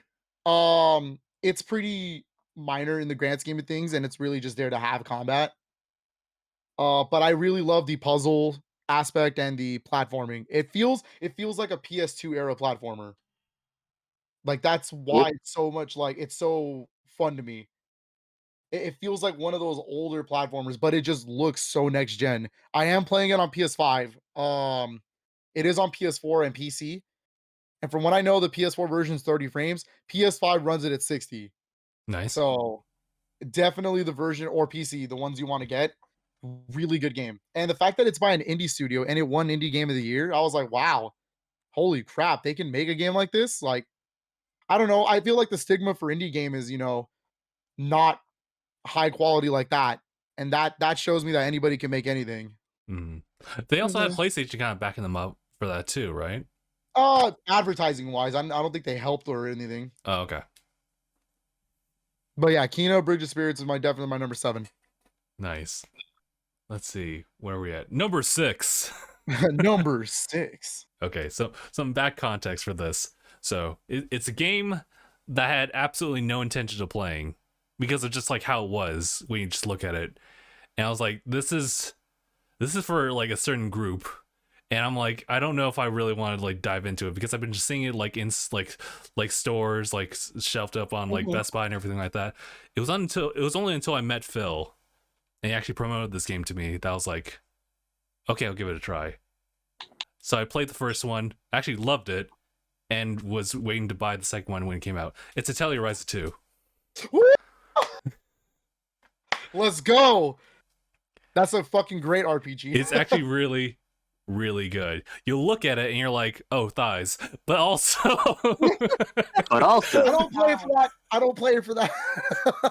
I play it for the music and the gameplay. and that's why I got to promote too. So it is kind of like, in a sense, yeah, it is real time, like turn based. real time size. But I gotta say, like, you wouldn't expect it because, like, when you look at the game, and as far as like the visuals and the character models that are not your main protagonists, everything looks like kind of subpar in comparison. And then when you when you actually jump into the gameplay and when you listen to the music, you realize where the budget went for that. And I'm not sure if they'll ever like really touch up on that or improve on that in later That titles.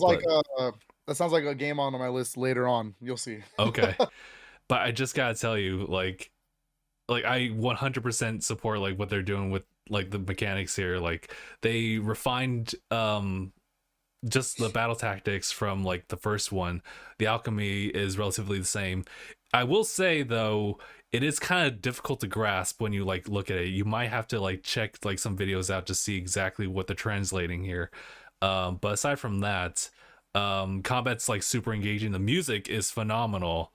Like you jump into that battle music and you're already like tapping your foot. You're like it's just really good.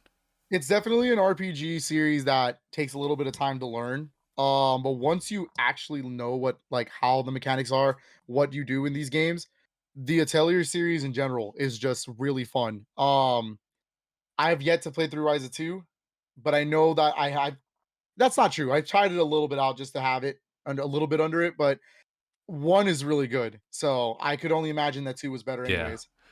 These games are definitely like a character-driven type of like game, and you will probably find that the narrative, well, at least for me, the narrative for Rise of 1 and 2 isn't like the strongest thing in the world. One of the main takeaways of it is the fact that like these are grand scale adventures that are only known by a few at the end of the day when it's resolved, but it just kind of makes it a little bit more special in that way for those characters, and to see them change over the course of it. At the end of 2, you're gonna start to feel like emotional at the end. So that's all I can really leave it at. Hoping for like maybe a third game, maybe. I know that they're focusing on the other like Atelier games, like from the different perspective of other characters. So we'll see. But yeah, it definitely fits in number 6. Like I was so shocked that like I'd end up like really liking the game. So Nice. Good choice.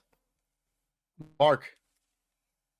For the next one, I was like, if you're down to your number 1, keep it for the last. number 1. I'm just gonna say that mine. He died. I'm not gonna put Tales of Arise because I haven't finished it, but I will say it's really fucking good. Okay. Yeah. We'll put in the But honorable mention. I'll save my number 1 for the last. Oh, okay. All right. So my number 6 is a game I think all know and love, and I don't know if everyone here has played. I'm sure everyone here has played it, but it's Minecraft. Oh, really? Minecraft is at 6. Yeah. Minecraft Dungeons, right? Dungeons, right? No, Minecraft. No, the new update came out. The caves update part 2. Okay. I have seen that. Actually Right. updated like all the cave systems and stuff, and it's actually really scary now. If it wasn't scary before, it's really scary now. Yeah.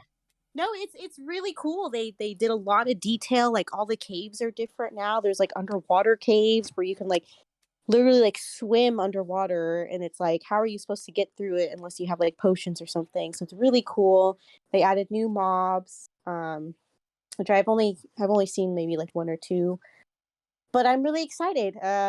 We got back into playing it, and we have our little multiplayer thing. We build our house and farm and everything. And this always happens every time there's a new big update, and we get into it. And I just kind of realize how much I really like this game. It's very peaceful when you're not being chased by like monsters and stuff. Yes, sir. Yeah. But yeah, so we got back into it because of the new caves update, and I think they did a really good job. I would love to play more of it and explore different types of caves and everything, because we've only seen like I think like 1 type, but I think they did a great job, and I love Minecraft. I think it's so fun, That's So fair. that would That's put good. it at number 6 for me, yeah, because No. it's an old I'm- game that we got back into, and the update did make it like more replayable. Like I want to discover new things now. So Yeah. No, I mean, look, I'm trolling when I make fun of Minecraft. I actually do. I really am trolling. I did play Minecraft a little bit this year too. I do want to pick up the Xbox version because I'm kind of working on a project of the Xbox things. Oh, okay. But yeah, overall, like, yeah, I can totally see where you're coming from. I just loved like playing Minecraft for like the adventure mode aspect of it. Just when you start off and just try to explore things without even like an objective, you just want naturally like just go like outside your usual boundaries, and you find more and more stuff that you go into to experiment a little bit more here and there, and you just kind of like, it's kind of just like rinse and repeat. Like that's like your process, and it's just kind of rewarding to go out and find like new things. no 2 world is the same. Like every seed is Yep. different, so you end up at a different place and you find new things. So that's what I really liked about it too. I was like, I'm always gonna start off seeing something different. Minecraft's a roguelike? Minecraft a roguelike? I guess technically, yeah, really. In a sense. All right. My number 6 is the infamous one. Okay, so here's the thing. In my number 6, remember how I said I was really not into Returnal and I didn't play it? This is the next game where I really was not looking forward to it until I bought it on a whim. Wasn't actually going to buy it, but I bought it anyways. Okay. Started playing it, and I was like, Yeah, I'm really sorry. I really I really should have not made fun of this game looking at it. Because this game is really fucking good, and it's Deathloop. Deathloop. Nice. Oh. Deathloop is really good. The way I can see why it's a PS5 game and not an Xbox game. The way they use the triggers in that game is so smart. It's so much fun. The Hmm. triggers will literally jam on you when you have to clear your gun. And so you're always like, Oh, so there's a lot of like ooh. interesting little, yeah, there's a lot of interesting little things in that game. Let me start with the fact that it is also a roguelike. I think it's the only roguelike on my list that it is a roguelike. So if you die, you're back to the beginning of the game. No like ifs or buts about it. But it's really cool how the story is always progressing, just like Hades. But the story in this game is super interesting and just weird in like this, like they know that they're in a loop. Hmm. It's very interesting. It's a very interesting story. I really like how it's essentially just Dishonored, but on fucking crack. Like everything that Dishonored did good is on like 10 times here. The dual wielding, the crazy melee options, all your guns, everything that you can do in this game is just so well crafted, and it makes Arcane Leon like one of the strongest studios at Bethesda. Honestly, they have crafted literally nothing but bangers, in my opinion. Dishonored, Prey is an underrated game, and now Deathloop, and I think they're the ones that are making that new game too, Redfall. Oh yeah, Redfall. Oh yeah, Yeah. Redfall. So like shout outs to Bethesda and Arcane for Deathloop. And like I said, the triggers on that game are so much fun. Getting to set up your getting to do your entire setup before you go into the next level is really cool. And then just like it's crazy how you can tackle any of these missions. There's like thousands of ways you can do it. You don't have to go guns in. You don't have to sneak. You can take out enemies one by one. You can take out the whole group. You can do anything in that game, and it's really good. And then the voice acting is really fun. I Nice. love that they use the PS5's controller to its fullest potential, not just the triggers. Like, you'll have Cole, the main character, who's talking through your TV, but then you have is it Juliana? Juliana, who's talking through your freaking PS5 speaker the whole time, as if it was your walkie. It's so good.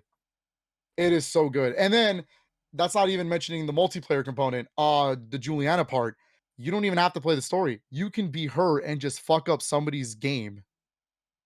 Damn. You can go into their run and completely ruin their life by having them restart their whole run.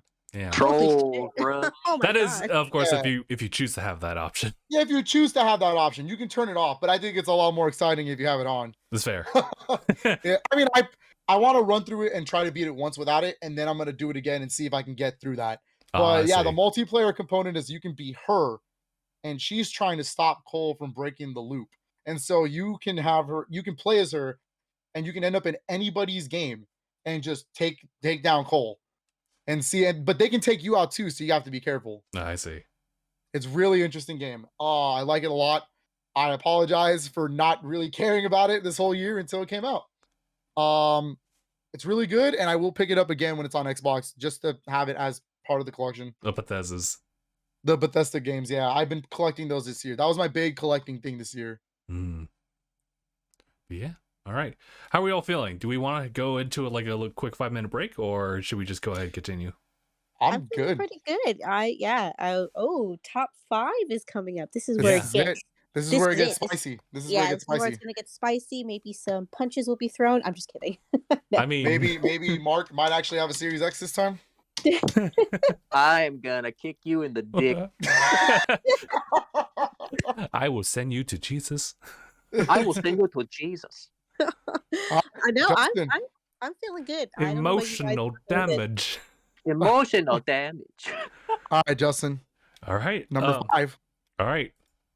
Oh. So this is the only add-on type of like thing that's gonna be on my list. It's a game that I really enjoyed playing in 2020 for sure. And this new one just kind of brought it over to PlayStation 5 and also added some like a brand new story to it. It is Final Fantasy VII Remake. 7 remake. Let's Intermission. go. Okay. I'm gonna only like advertise it for just like the intermission part of it. So That's good. Yeah. a character that's introduced in 7, not until you leave Midgar, which is pretty much the whole thing of Remake story. Yuffie gets a little extra bit of like screen time in her own like little 2-tab chapter segment. It actually is still could be spanning for like 50 hours or so if you want to, despite the 2-chapter mark. But it allows you to play as Yuffie and also have an assistant character, Sonon, be part of your party. So it's a 2-man squad in comparison to the 3 characters that you can select in the original game. But with the add-ons of just simply the load times for PlayStation 5, the 60 frames, and just the simple like added new mechanics for playing as just Yuffie with Sonon is completely just revolutionary. I would just say, for lack of better words, because it kind of takes you in a different like perspective, like where they can go, because it really is just kind of tweaking all the mechanics from the first game and just showing you something different that you can expect maybe in the later games as well. What else haven't talked about? The music's phenomenal. Like they have some like recurring stuff because you show up in some similar areas, but aside from like the one time you'll go into like Sector 7, for example, you will just see like a bunch of like, well, hear a bunch of new music and tracks that honestly are probably like greater than some of the other ones showing up in like Remake in the first place. So Damn. on the music front, it's great. Mhm. As far as the story, it's pretty well self-contained. So like a lot of the stuff, for what I can see, won't really bleed into like the next game. It'll just be like you'll probably see Yuffie again, but there will probably not be that many mentions of like intermission story. And if so, it'll probably just be like a single like side thing that like maybe Yuffie might bring in. But otherwise, I do understand the intermission is kind of a PlayStation 5 exclusive, aside from what was it, Epic Games like PC version. From what I can tell, PC seems to be the poorest port for it. So if you already have a PlayStation 5 and you just want it like there, that's probably where you want to best go for it. But I was just really surprised, like as far as like me enjoying Remake and then seeing like intermission come in and absolutely like add on to it. Like it was really, really good. So it ended up on the top 5 for Nice. me. As another add in there, if you have the PlayStation Plus version of Final Fantasy VII Remake, you are now entitled to the free version of Final Fantasy VII Remake PS5. Oh yes, that's right. Yeah, as of last week, I think. Yes. So you can upgrade to it just for free now. But I wanted to say that I am playing it as well on PS5. I only put it on my honorable mentions because I haven't gotten that far. But yeah, dude, the 60 frames does wonders for that game. It's so good. It's so good. Mark. Oh, yeah, no, that's right. Mark's waiting for number 1. Yep. Oh, is it me? Oh, yeah, it's Yep. me, huh? Oh, okay. All right, number 5, Mario Party Superstars. Woo! Definitely my top 5. The nostalgia factor was great. The fact that it ran so smoothly once we got the game going online. The fact that it had like most of my favorite games from Mario Party 6 mini games, and of course all the other mini games I got to relive were really great. But I had such a fun time. We played, and I've played here and there. I played with Justin and Anaya and Christoph when they came down to visit me. I played with Al and Frank, and I almost won, and then Frank beat me. But Damn, that besides sounds that- like fault. Wait, besides neurons that. are firing. The what? I said, wait, neurons are firing. I can add 2 more to my list. There you go. We'll Okay. we'll get it in the next round then. Yeah, Okay. but it definitely made top 5 for me. I had a lot of fun with the game. I think they did a great job with this one. I liked the fact that they finally did, the boards, and I think Super Mario Party was definitely the tester for this one, because I liked Super Mario Party, but it was definitely lacking, and this one I think made up for it. I had a lot of fun. I love Mario Party, and I think that having it on the Switch and being able to play online with my friends, like that's a dream right there. I don't even have to leave my house. And the fact that they pull out a little map when they're looking at the map, Oh my the little god. details in the game just made it like that much better for me. Like I the think it little was- details. Yeah. It was cute when I saw it when we were playing online, because I would you guys would see my stream and like I would be seeing the map, but when you guys are doing it, I couldn't see anything. And it's like that's so cool. Like Yeah. And I thought that just kind of made it like even cooler because it's like it's harder because you can't really plan out where they're gonna go. So it's like you kind of have to think on the spot, think on your feet. Yep. So I loved it. I had a great time. It definitely made my top 5. So Mario Party Superstars. Nice, like nice, it. nice. My number 5, I'm surprised it's even this low. But you know, there's 4 other games ahead of it, and at the end of the day, it really is just a port. But it's a port with a strong add-on. And let me talk about the port first, because realistically, the port is not why it's on my top 5. It's number 5 for me.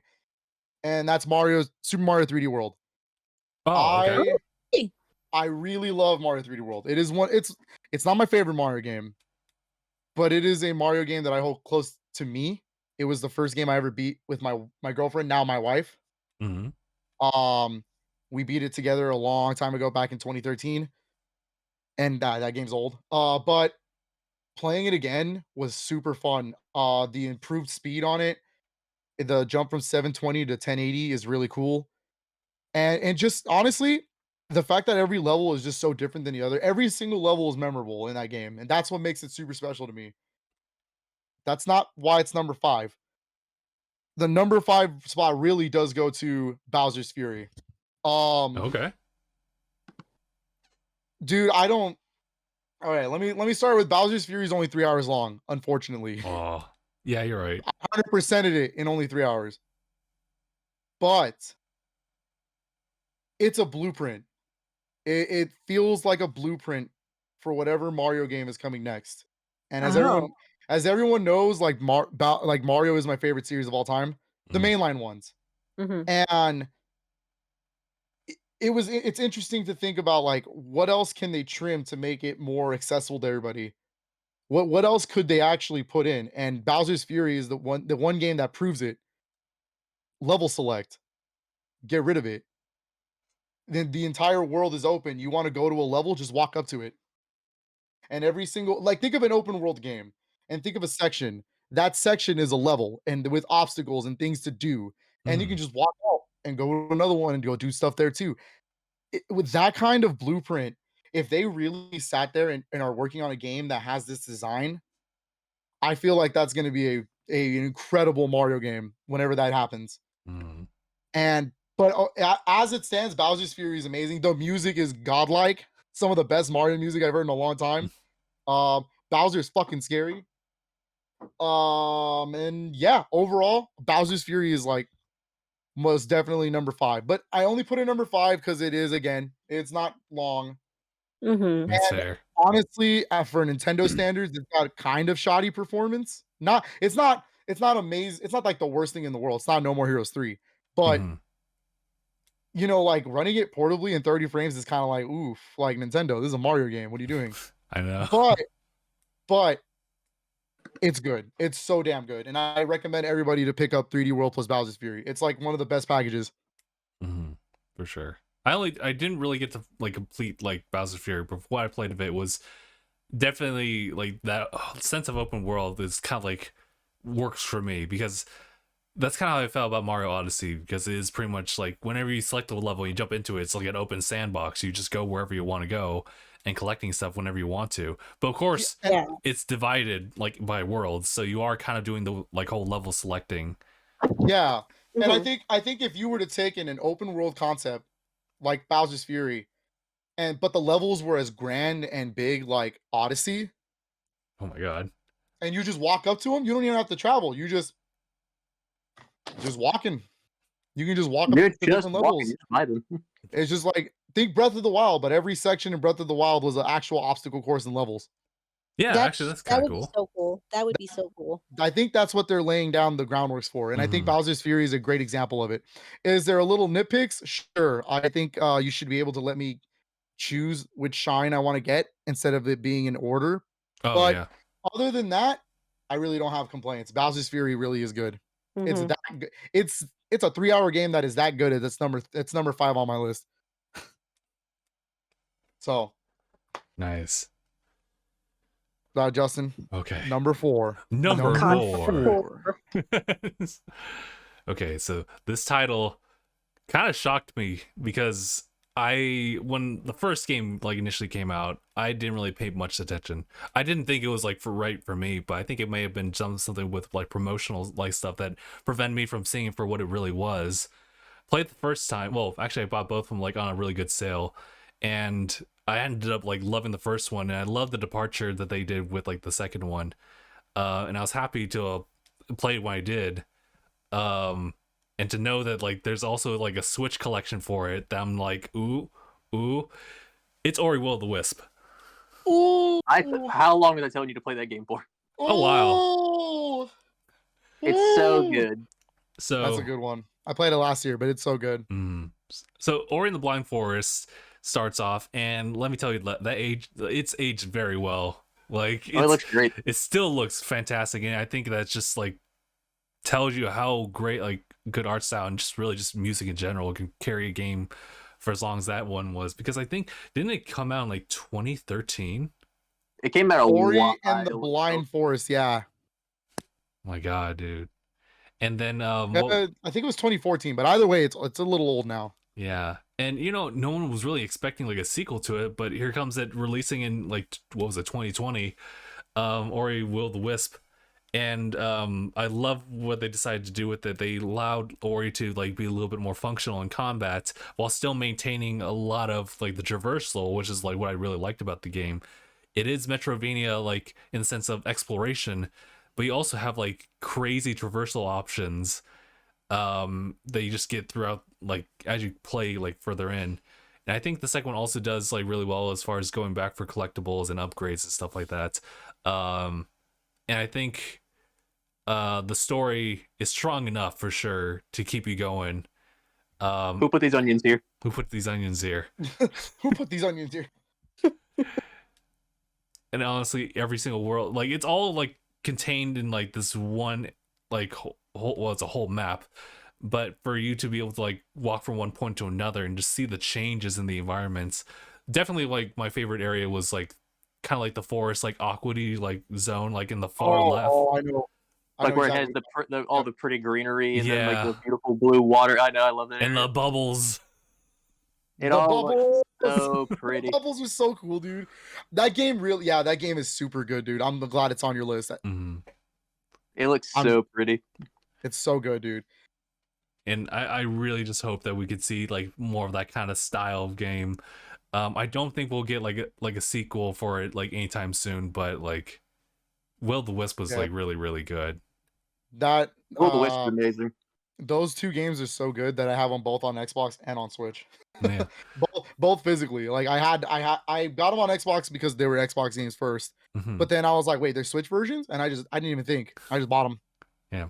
Do you know what the performance like is for the Switch ones? 60 for both. Holy shit.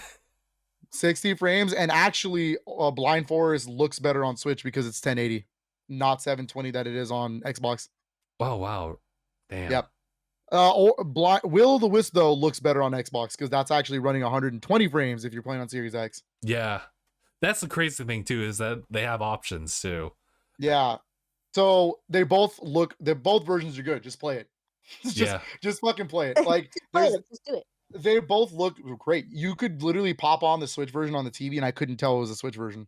Damn. Or like, yeah, it's that good. So just like 100% just recommend it. Like just play the Ori games. What are you doing? You love platforms, you like Metrovania, just do it. Stop. Just don't stop watching this, but after. Yeah. Hold on. Finish this first and then we'll play it after. Mark, you got another one you want to throw in, right? Oh yes. Now, these I thought of two more to think of, and these will not be in any particular order on the list. I'm just naming them because they're on the list of top 10. That would be Scarlet Nexus. Ooh. That was really good. Very much enjoyed my time with that. Nice. And Monster Hunter Rise. Fair. I was about to say, where is your Monster Hunter Rise at? I could have sworn you were. No, I was like, wait a minute, I should put that on there because I really did enjoy that game. I was like, hold on a minute. All right, Seth, number 5. No, wait, 4. Number 4. Number 4 is a game that I literally just got done playing with Frank, like literally maybe a couple days ago. Oh. And It is Five Nights at Freddy's Security Breach. Oh So no! I actually really What was that enjoy. talk about you not liking horror games? What is this? Yeah, I know. There's 3 of them on your list so It's far. funny because I have another horror game on my list too. So Oh my I say God. that. Doesn't like but- horror games though. Remember that. Take this map. Take this map. Take the map. Take the map. Yeah.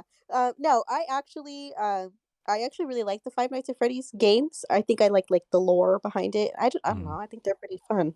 They're scary, but they're kind of fun. Okay. Anyways, we just finished Security Breach. It literally just came out like a few weeks ago. And I really enjoyed it. I thought it was good. This was like the first like big budget game. Well, I guess no, technically the second because Help Wanted, the VR one, was made by the Oh. same developer like company. But this was like it was different, but it was like the same. I don't know. It was really fun. I would have rated it maybe higher.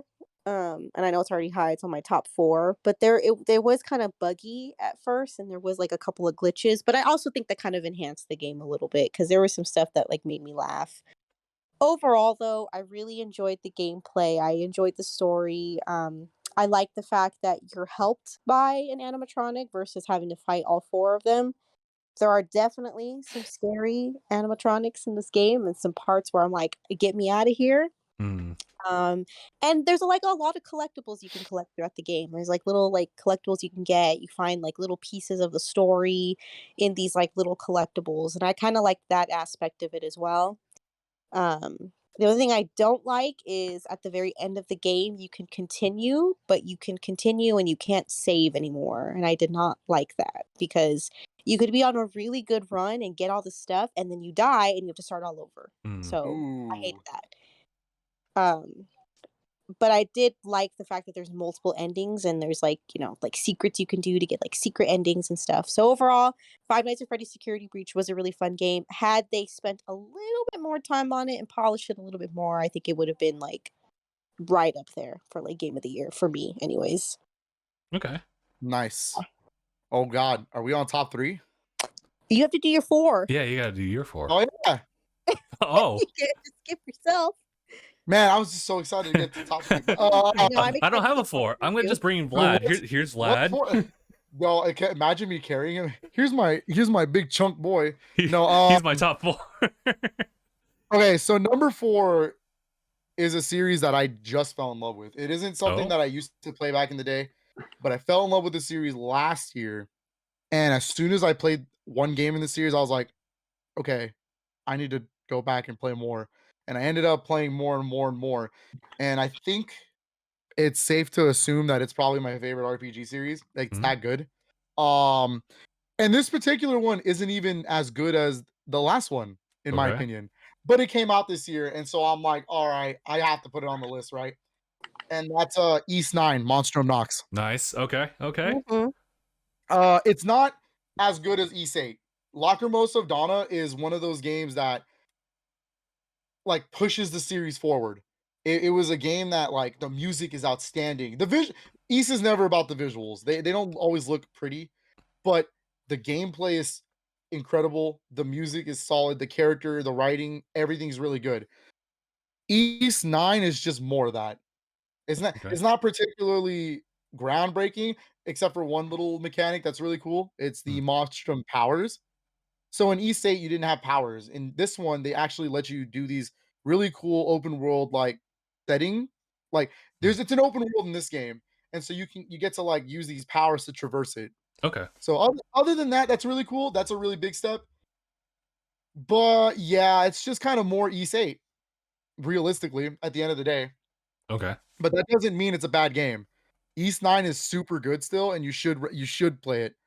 The music is just as good. There's some really banger tracks in there. I swear to God, like the dungeon themes are so good. The characters are really fun. I actually do like the partners in 9 a little bit more than 8, but okay. I also like the mystery in 9. The story. There's a mystery around something that happens. I do like that. And it's like, and you won't understand what's going on. Like they'll start throwing it to you like chapter 2, and you're like, what the fuck? Why? And then it just keeps going on and on until the very end. And then the twist happens toward the end, and you're like, oh shit, all right. And it's just really, solid. I played it on Switch, but it is a better game on PS4 and even better on PS5. But it is also on Steam, so I would recommend those versions as well. Switch version is a little shoddy, um, but then again, the PS4 version is just as shoddy. So really, it's a good port. I think the Switch version is good. I beat Okay. it on there just fine. It was my most played game on Switch this year. And it's so good. East is just if I ever have a chance to talk about East, I will. Like um because that series is so underrated. Not many people know about it. But man, when you play those games, there's not a single bad game on that series. They're all really, really good. There are games that are better than others, but I don't think there's a single bad one. Nice. Um Next year is the East 30th anniversary. Oh, And so I believe Falcom is already talking about celebrating it. And I don't know how, but if you're listening, please, all in one. please. The story so far. I don't even care if you bring them to PlayStation only. Just somehow, some way, bring some of the older titles to consoles. Oh yes, It's kind of crazy that they're just sitting on Steam, just there. Bring them, or I'll take my two runner-up ones. I'll take an East 5 remake because Okay. it's the only game in the series that hasn't gotten a remake yet, and it's the only one locked to Japan. Or I'll take an East 10. Fuck it. I'll take a new game in the series. I don't give a fuck. Okay. Yeah, the East series is incredible. Just go up, look up the soundtrack, and you already fall in love. You don't even have to play the game. Just do it. For sure. Honestly, like East 8's like that one track. You know the track. Oh my god. Oh my god. Sunshine Coastline. Yeah. That's the opening song. You literally walk into the first area and that banger hits you and you're like, "What the fuck?" Yeah, it's one of those games. You hear the music and you're like, "Dude, this is where the budget went." That's where Like that's where it went. the budget went to make sure the game plays well and the game sounds incredible. Mhm. The graphics have never been East's strongest suit, and that's okay. I'm familiar with that territory here too. Yeah. I love it. I love these series. So yeah, East 9, number 4 for me. Let's see. Are we in the top 3 now? Now we're in the top We're 3. in the top 3. Number 3. It's actually a very similar story for Phil's as it is for mine. It's a series that I've seen from a distance. I know that like there at the time there was like a strong massive community that like loves the game. But someone from the outside could find it hard to kind of like jump into it unless like you decide to jump in like to their most popular title from like the previous work. I'm talking about Monster Hunter Rise. Woo! Whoa, Monster Hunter Rise. Okay. Number 3, goddamn. Number 3. That was close. I am incredibly shocked. And I mean, like, yeah, we were talking about the Ori series and their 60 frames. I'm just simply shocked from just like the performance on Switch. It is a very, very steady 30 frames per second. It's going to be like ported to PC like very, very soon. So I'm looking forward to seeing how people like enjoy that. But for someone who's still relatively new to Monster Hunter, I mean, like I jumped into like 4 Ultimate just to give it a try. That was a 3DS version, and I didn't like it. Like it couldn't stick with me, and so I tried World, and I liked that quite a bit. And of course, that was kind of like building up towards Rise. So I swapped over, and I'm so happy that I was playing it like when I did, because one of the strongest suits for Monster Hunter Rise isn't just a simple like you beat an enemy for like it's like drops, and then you use those drops to make yourself stronger or look cooler, and then you just go in and beat more monsters. And no, it's actually the multiplayer aspect of it that's so good in like the Switch version because you just simply open up a lobby. Randoms can come in, but you can really just invite anyone you want like on your friends list, and it works just fine. And it's also just very seamless about it too. Music's fantastic. Designs, as we talked about before, are really, really cool. The traversal aspect with the wire bug is great, honestly, because it just changes how you approach like the terrain and explore. The whole aspect of collecting like these little floating like bugs for like temporary upgrades for the rest of the mission is also an interesting thing of how you approach things. Oh, And yeah. and just simply the staple of Monster Hunter, just having all these different weapons to work with. So if you have a party of different like weapons here and there, you just see different results. And again, wire bug comes in when it comes to like approaching enemies too. Like you really you can drag a whole other monster to fight another monster just to deal with that extra bit of damage. And then just added with the whole DLC aspects of it, like last time I checked, they had Valstrax in there, and that was the craziest fight I've ever seen. Yeah. The fighter jet comes in. Quite literally a comet with wings. Yep. Mm-hmm. Yeah, Monster Hunter Rise, dude, is such a good game. Can't wait for Sunbreak. So yeah, they have Sunbreak as well. So I know they've been doing a couple of like add-ons, like kind of within their own works as far as like collaborations. One that's kind of outside that was definitely Sega and Sonic. So I'm surprised you didn't get the Mega Man dog, dude. I thought you were gonna get that for sure. I probably would, but I was too lazy to go jump in for it. I'm still there. How are you too lazy to just turn it on? That's the cool thing about the updates. They're always still there for you to try and get. Yeah, that's actually they don't really go nice. away. But yeah, it definitely deserves number 3. Like for someone who's relatively new to the franchise, like I'm behind it. I'm supporting it 100%. Nice. Nice. Yeah, okay. But yeah, Seth. that's my number 3. All right. Number three, another horror game. But to be fair, this one, it was really good. It came out this year, and it is Resident Evil Village. Oh, okay, yeah. Very, very much enjoy the Resident Evil story. I recently got into Resident Evil in the past couple of years because of Frank, because he played the first one for me. So he streamed the first one for me, and I got to like see it. And then we played the remake, the RE2 remake, and that one was fun. Mm-hmm. Then we played the third one back in 2020 at the height of the pandemic, which was ironically perfect timing. It was kind of fitting. It was weird. I have seen, so I've seen most of the games, and I've played a little bit of them, but Resident Evil Village I think is top 3. I very much enjoyed it. It wasn't as scary as I thought it was going to be, which is probably why I enjoyed it so much. There is one part of the game where it's like truly horror. Wow. But most of it is like, yeah, most of it is mostly like action with like a little bit of horror. But I enjoyed the story. I obviously enjoyed the big booba lady. I like that whole part of the game. Big mommy milker. Big mommy step on me, you know. Anyways. Jeez, all the memes. Like I think one of the funniest ones being that one guy who's getting dragged away by his friends in the sand, and you just see the line in the center of the sand. Oh my god. Yeah, so overall I think it was a really good game. I liked the story. The atmosphere was pretty scary. I did like the ending of it, how they did everything, and how they like brought in like old characters. Overall it was good. Like I said, it wasn't as scary, which is probably why I enjoyed it. I didn't have to like hide behind the covers, except for the one part of the game. I'm sure we all know what part that is. The baby. Okay, that was like so the gross. worst part of the game.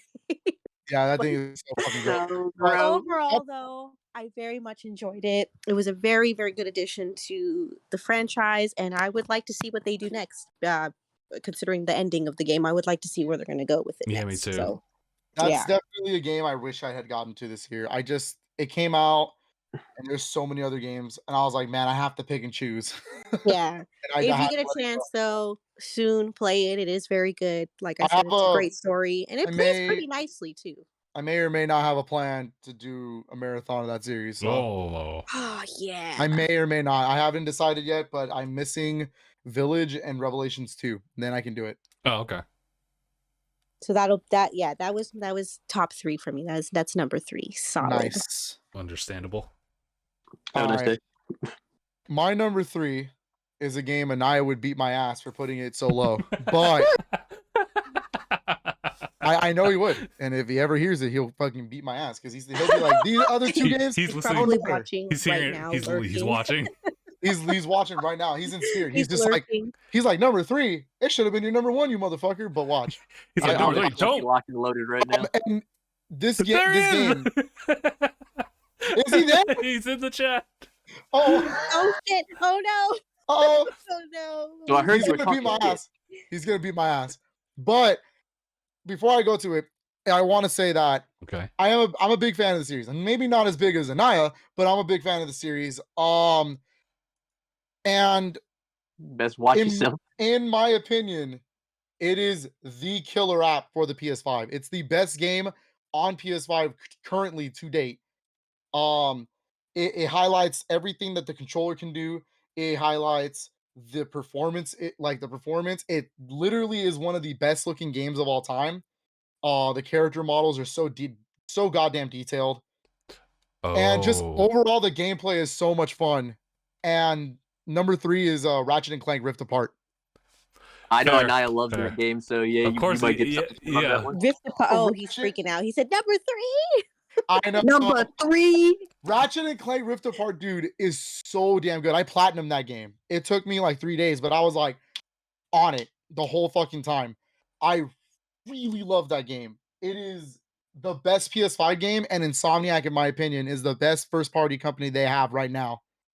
Pumping out bangers left and right. They've already pumped out Spider-Man Remastered on the thing, Spider-Man Miles Morales, Ratchet and Clank Rift Apart, and they already have a Wolverine and Spider-Man 2 in the works. I'm excited for the Wolverine. I Mm. am too. But like Ratchet and Clank Rift Apart, the dialogue is so good, the characters are well animated. The fact that the way it's called Rift Apart because you're jumping through rifts, but the PS5 is loading in real time.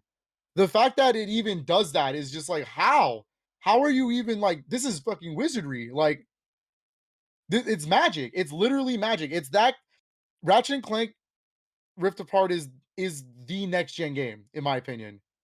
It is the one true game that in my opinion is the one that showcases what next gen can actually do. And then I ran it in performance mode. So I was running at 60 frames and it's still doing all this.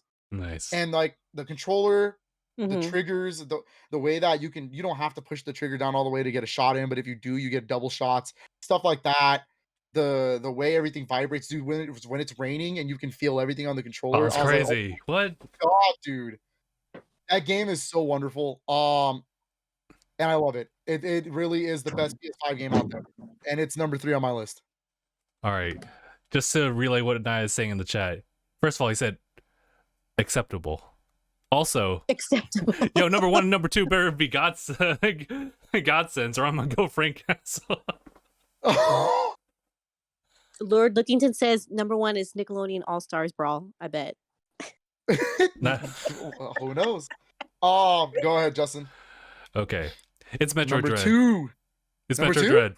Number 2, Metroid Dread. Number 2 is Metroid Dread. Wow. It is. I'm actually kind of curious to see what your number 1 is now. Metroid Dread is phenomenal. It's like, if you've ever like played, honestly, if you ever even heard of the Metroidvania like term, obviously you know it's like from Metroid and also Castlevania. So there's a lot after like playing all these different indie games that have Metroidvania aspects to it. You always kind of wonder like, what does the main franchise have in store? And Metroid Dread does not disappoint. Like just the movement is so smooth. There's such an attention to detail just from the simple animations from Samus when she's traversing through stuff. They made it so that you can just go into Morph Ball by just a simple 1 button input. Like that, like it doesn't seem like much, but like in the past, you'd literally just tap down twice to get into that form, and it gets so annoying, especially when you want to have like a good flow to it. And in this game, they made every single thing about Samus like move just smoothly. They continued the series. That's also another thing. They finally continued the story after pretty much where Fusion left off back in 2002, and 19 years without a Metroid, a 2D Metroid game. That's right. crazy. And you know, the previous game before it, as far as like chronological time, well, like chronologically release dates, is Metroid Samus Returns, and they pick up a lot of the aspects such as like just the free aiming to the counter that just like are just really nice icings to the top of the cake that they didn't even need to add into this game to make it so good, but they did anyway. And I like it's just really good to be like a Metroid fan, or just like simply Metroidvania, or hell, just platform shooter, what have you. It's just really, really good. I think the only thing that that holds it from being number one is just simply personal interest and personal taste. Otherwise, it's phenomenal. That's all I can really Dude, say. I'm very curious to see what your number one is. I really thought Metroid Dread was going to be your number one. Yeah, I'm honest. Yeah, Honestly, the way surprised. we've been talking about games this year, I really thought Metroid Dread was going to be your number one. So I'm Honestly, curious. same. I was thinking that would be his number one. My interest is peaked. Beth, your number two. All right, number two. Number two is a game that it's it's so hard to explain, and I never would have played this had it not been for Frank. It was kind of like the both of us playing it, but it's a single player game. It's an indie game, and it's called Inscription. Oh, Ooh, I actually know about this one. It is a trip. Like, whatever you think the game is about, like, you don't. I don't. You have no idea what the game's about. It's crazy, but it's good. It is really, really good, and you're kind of at the end. You're just like, what the fuck just happened? Like, but it's good. It's just the storytelling is good.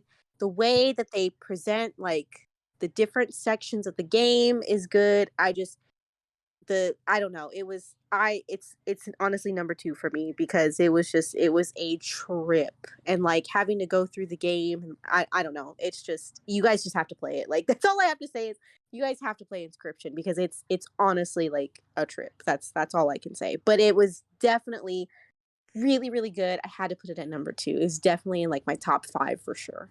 Hell yeah, that's cool. I do know a bit about that game, but yeah, that I've wanted to play it too. It looks super crazy. It's honestly so crazy. I think they did a great job with the story, though. I think they did a great job with the game in general. And there's one part in the game that I would just love to just have for them to expand on because I thought it was my favorite part. But yeah, anyone listening, please play that game. It's crazy good. All right, my number two is and I was gonna okay. kick my ass for it. My number two would have been my number one. I actually, Oh. honestly, if I were to actually have played it that much, it would be my number one. Oh. But I'm only judging this based on half the game. I'm not even basing it on the other half. And I am a fan of the series, right? But for a long time, it just wasn't doing anything for me anymore until this game. And I was really worried for a while. It wasn't going to be good. I was really starting to get worried. And it finally came out.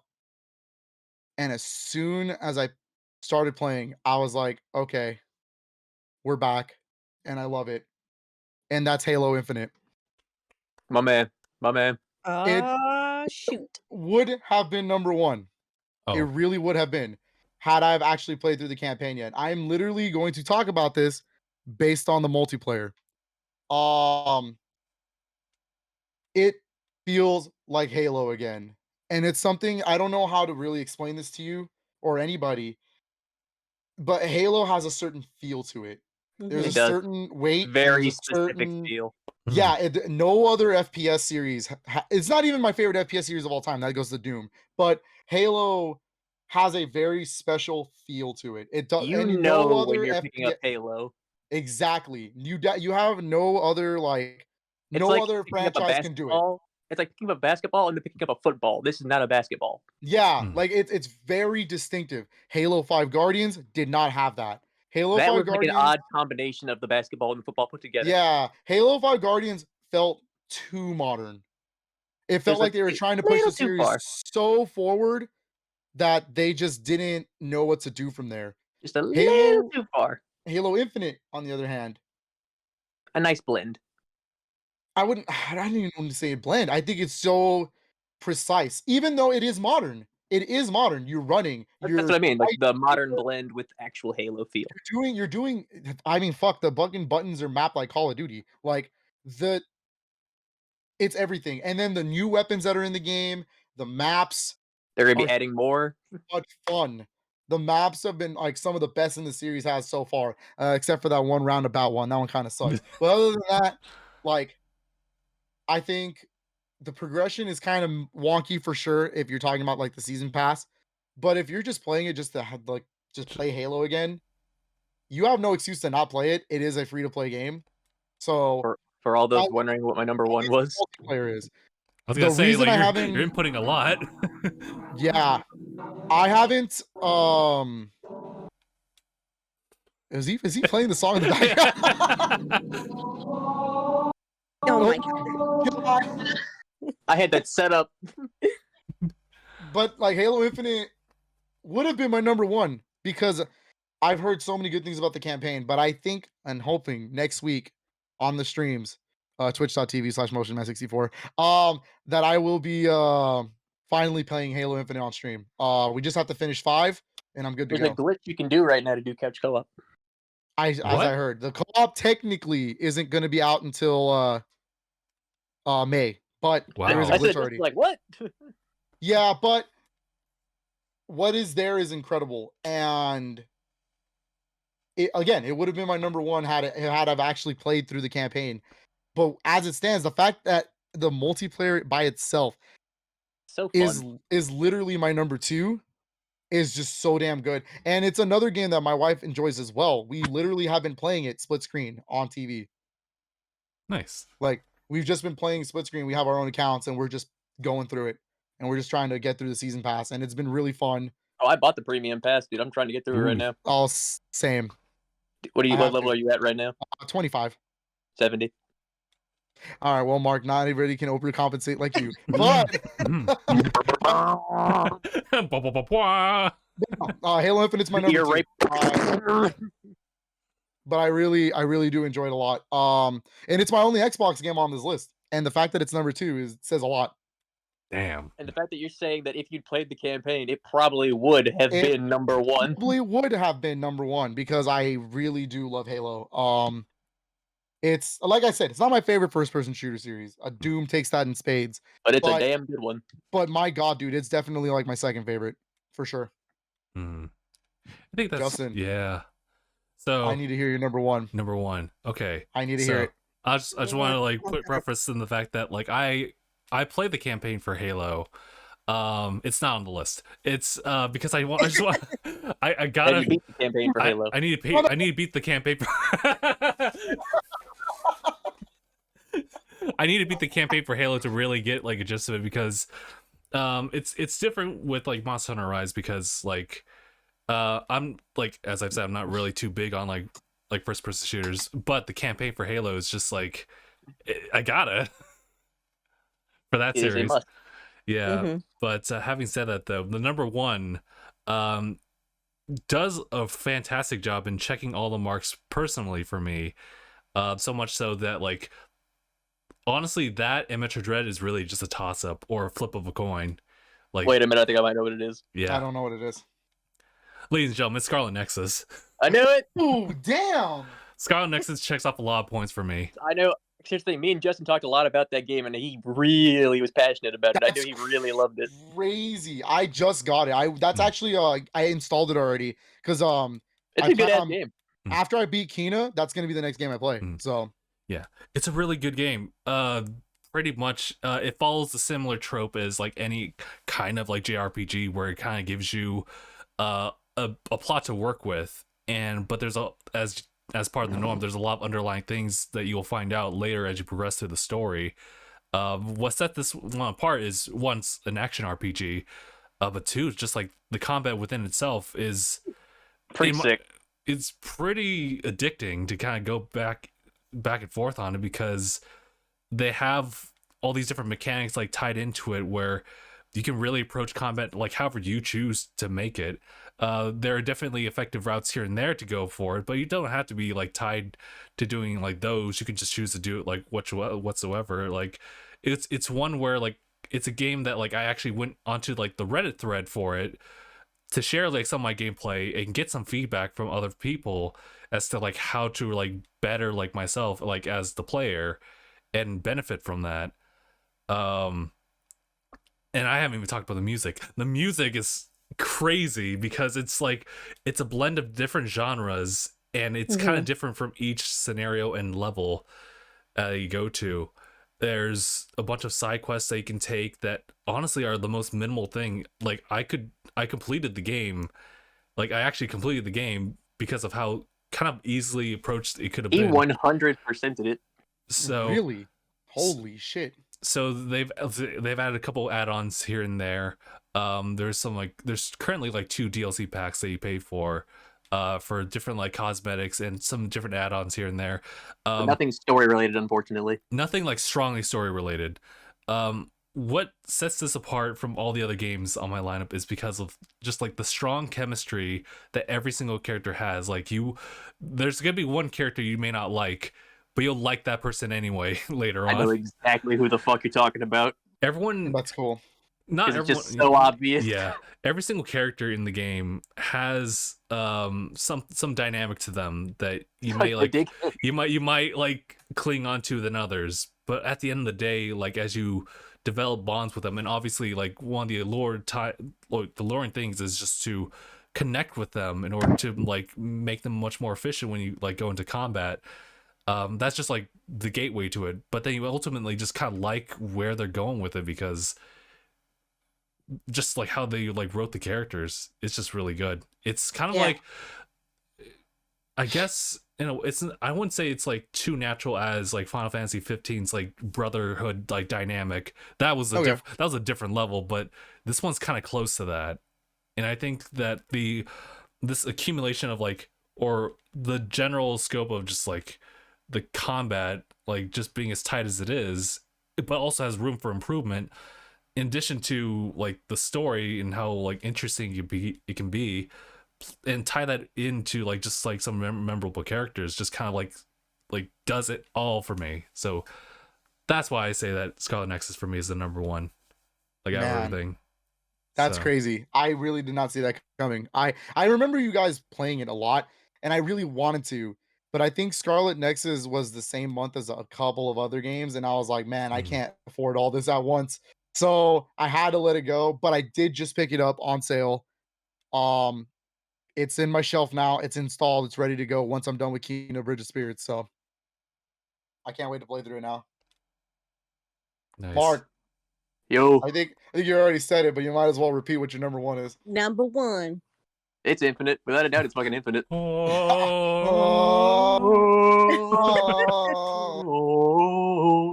I say it's Infinite just because, like, dude, I've always loved Halo.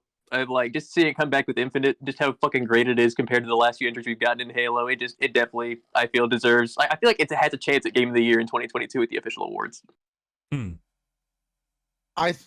It's really funny because like it's crazy to think that Halo's 20 years old now. And dude, how do you think I feel? I played it when I was 5. I can't believe it. I really can't.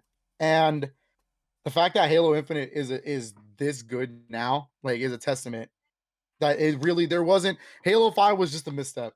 Halo Infinite really is bringing the series back to its roots, and I love it. Yeah.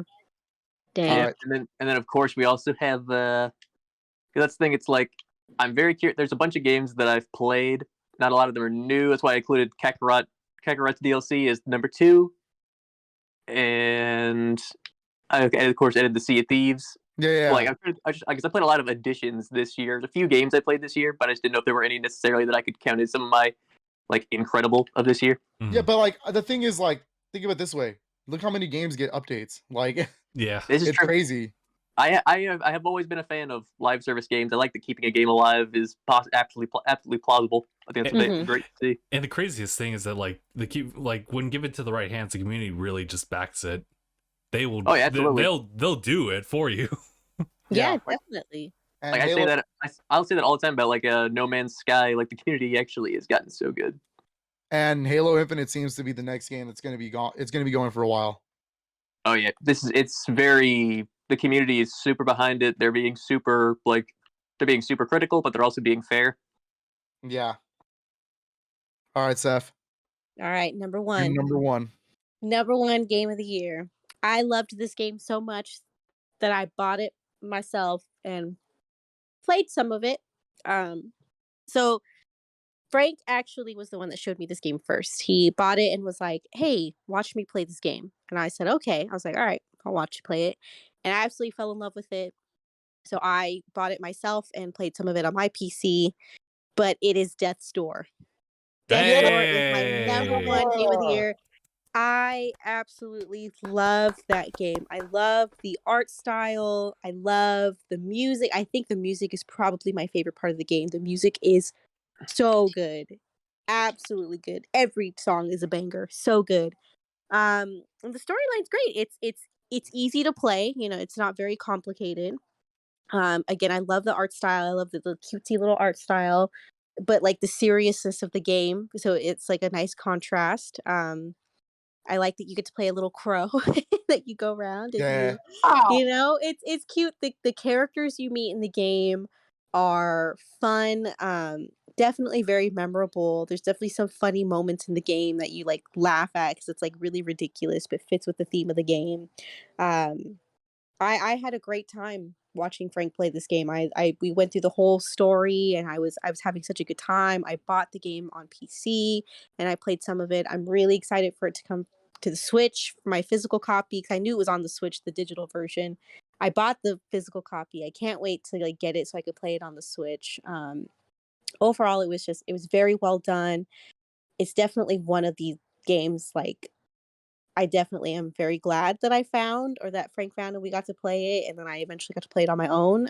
I had a really great time with it, and it's definitely got replayability. It's definitely one of those games that I'll like, you know, maybe like every year or every other year, I'll pick it up again and just like do another playthrough of it. And of course, like finding like all the secrets and stuff and finding all the power ups and everything.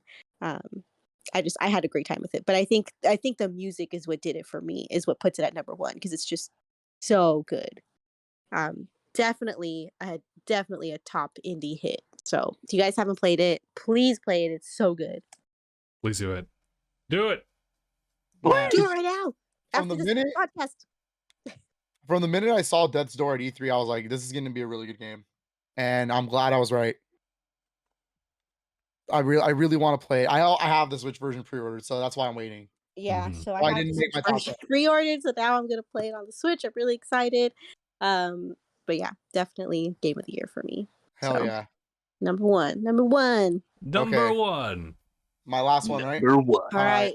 Phil. this is it. So It's here's the Balan thing. Wonderworld. It's Balan Wonderworld. Wonderworld. It's Talk about Balan it. Wonderworld. Yuji Naka at his finest. No, so like I said, Halo Infinite probably would have been my number one. But that doesn't mean my number one isn't no slouch either. And Mhm. it's a game that proves that a true a true old-fashioned formula can still work. And it's a game that's really special. And it's not just the game itself. It's everything behind it. It's all of the crazy details they put into it. It's all of the combat, it's the exploration, it's everything in that game. And before I can keep talking about it, I have to announce it, huh? My number one's Metroid Dread. What we thought would have been Justin's number Metroid one. Dread. It's definitely Metroid Dread. Some of the biggest stigma with Nintendo games nowadays is that it's too easy. That people just don't want to play. Like they're too easy, right? Metroid Dread is not that. Nah. Metroid Dread will completely destroy you if you're not careful with that game. And I think there's one aspect. I think Justin covered most of the aspects of that game that really makes it special. But I think I want to bring up one more which is why it's my number one. And it's something that is really hard, apparently, for a modern developer to do. And I'm gonna commend Mercury's team for this because it probably wasn't even Nintendo. But it's the game has the ability to let you get lost. And there's a big thing there because that's pretty much half the Metroid experience. You shouldn't know where you're going half the time. Mm-hmm. Something that gets lost nowadays is like pretty much a lot of games will hold your hand. They'll tell you where to go. This is your objective. This is what you're trying to do. Metroid is not that game. It is a 2D game that will let you get lost and not know what to do. Yeah. And that's the brilliance of that series, is having to figure out, what am I supposed to do? Well, I have these weapons. What can I do with this? And explore. And it's such an incredible feeling to play a game like that again after all these years. I mean, the last proper 2D Metroid wasn't like Fusion 2002, and that game held your hand like a motherfucker. That game was always telling you, this is where you have to go. This is what you have to do. This is your objective. And to see Nintendo really embrace that into this game 19 years later, it really truly is something. Honestly, I'm more hyped for this game than I was for Prime 4, because you can do a good Prime game. That's not hard to do. It's hard to do a really good 2D Metroid. And that's something that it's a testament that even that game got nominated for Game of the Year. It was the only game on that list that was 2D. Mm-hmm. And it's incredible. The music is outstanding. It's subtle. It doesn't really need to be anything better than that. It's creepy. It makes you feel alone. It's everything that Metroid has to be. And honestly, I can't believe I'm about to say this. It's probably my favorite Metroid game. That's hard for me to do because Super Metroid and Metroid Prime 1 are like top tier for me. But I think Metroid Dread is my number one. And I don't think we even went over the Emmy sections, huh? No. The I'm sorry to interject, because like Anaya's saying some stuff out in the chat. Anaya's out here. He's like, y'all get trash taste. He said meet me outside. And I don't know if he's referring to me or to you. I'm scared. I'm scared. Because I'd let him in. I just need no. Anaya, can we get a confirmation? God, Anaya, can we confirm who you're about to beat? Whose ass you're about to beat? He's just gonna say yes. Watch my door open right now. You son of a bitch. I got scared. I thought I saw the light. No. A car light, you're like, and the Emmys is a really important part, because Metroid may be 2D and it may be a Nintendo game, but at its core, it's horror. Metroid is a scary game. It's supposed to make you feel like you have no way out. And those Emmys are fucking proof of that. Those things are fucking terrifying. And like, I don't know, I didn't really play too many horror games this year, but that was the scariest game I played all year. Like, those Emmys chasing you, it's horrific. Like, they know every single thing you're gonna do. There's no way out of it. You just have to hope to God you get lucky and run. Like, I know that Metroid Fusion tried to do that with the SAX, but the Emmys are like the true evolution of that. And then the fact that they also will use your abilities that you will gain. The one with the super speed was annoying. That thing will chase you down like it's no tomorrow. it's too fast. Another part that of Metroid Dread that makes it my number one is the lore. It's the world building. It's having to talk more about Samus's past and how everything that she's ever done up to now. It makes a lot of sense. Mm-hmm. And Dread is just so beautiful. Even the visuals are outstanding for that game. And it is literally one of my favorite Switch games. It's not my favorite Switch game because Mario Odyssey is always my favorite Switch game, but it is definitely top 3. It's up there with Breath of the Wild as one of my favorite Switch games. I can't say enough nice things about it. If you've never played Metroid Dread, I really implore you to play it. You don't have to have played the rest of the series. It helps, but you don't really have to. A lot of the game will be explained to you in the game. And again, it's hard. It's not for everybody. That game will destroy you. I knew I was getting frustrated at some parts, but that's the challenge. It felt so good to beat that game. And I haven't gotten that feeling in a long, long time. So, Metroid Dread, number 1 for sure. Dang, okay. Nice. Well, it definitely deserves for sure. Dread, dude, is so good. I couldn't believe it. I honestly was like, Halo Infinite's probably going to take it. And then I had to really sit there and I was like, but I haven't even played the campaign.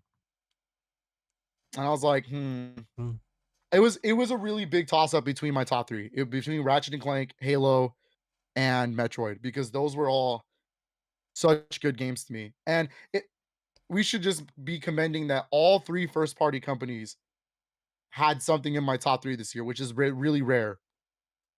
That every single platform had something that I wanted to play. So it was great. It was a good year for games. This year I feel like was catered to me. Like It was the year of Phil. it was the year of me. Like I loved almost every single game that came out this year. There was really not that many bad games. I'm sorry, Balan Wonderworld. Yeah, I feel like this year, there wasn't a lot of huge launch titles, but I feel like this year was a pretty good year for games, especially like indie games and stuff. Yeah. And I definitely think with everything that we got this year, there is a lot of playability among all the games that we got this year. So yeah, no, I think overall it was a pretty good year for games.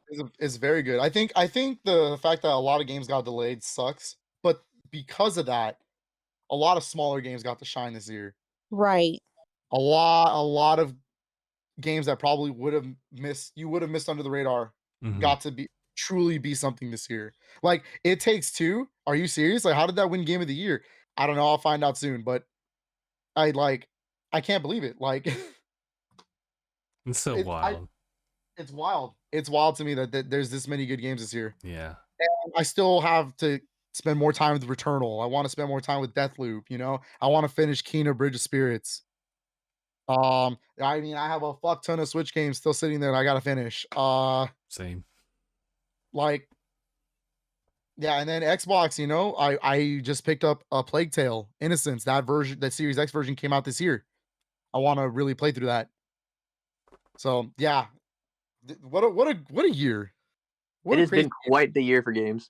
Yeah, and next year just looks incredible, dude. Kirby and the Forgotten Land, Elden Ring, King of Fighters 15, Breath of the Wild 2. You mean the sequel to Legend of Zelda Breath of the Wild? Sequel to the Legend of Zelda Breath of the Wild 2. I forgot about that's what it's called. Horizon 2 Forbidden West. God of War supposedly too. God of War Ragnarok. These are all these are the big titles that would have otherwise taken like those spots, no matter how broken we may have. Had most of these released this year, I don't think we would have been talking about some of these games. Yeah. And that's why I think it's kind of a blessing in disguise that some of these got delayed. Because I really enjoy playing the smaller titles. I think that's it. Yeah. We did it. So Yeah. We did it. So damn, I thought we were at least gonna match one game of the year and would have made that DangIT's game of the year, but like holy shit, it didn't happen. Yeah, we all had like way different ones. It was, like, had zero intentions. Zero intentions. That's good. No, that's good. Fuck it.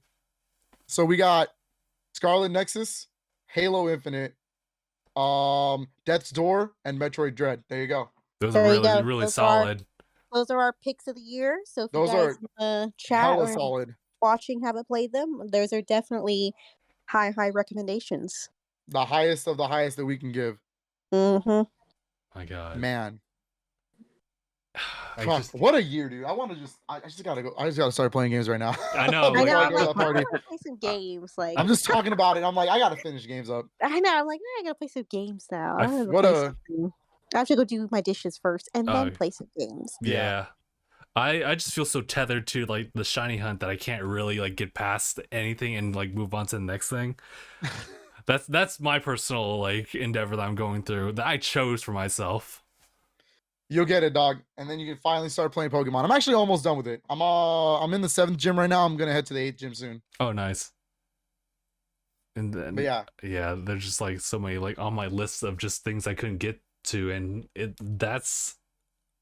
they might also pop up like in like Game of the Year 2022. The next time we decide to do this, but only time will tell, and there's a lot. I'm gonna say it right now. Game of the Year 2022 for me is gonna be Breath of the Wild 2. And that's fair. I don't know. I think it's pretty fair, but I don't know. We don't know though. That's true. We really don't. I'll play devil's advocate and say if it's just more Breath of the Wild, I'd be like, damn, it's kind of disappointing. Not gonna lie. You say that until Breath of the Wild 2 too. I think my issue is like Breath of the Wild is so good already that just more of it isn't enough. It has to be like there has to be something that makes it different. Sure, yeah. It has to be something that really sets it apart, or else you're just playing on the same map. Yeah, Yeah. that's my biggest concern is the map is already what it is. Like, what are they gonna do to the landscape that's gonna make it different, you know? Nah, Mhm. honestly, my big two Nintendo games I'm excited for next year is Bayonetta 3 and Kirby and the Forgotten Land. Oh, yeah, I'm really Dude, excited that for Kirby. Switch was suffering at the Game Awards when they showed that off.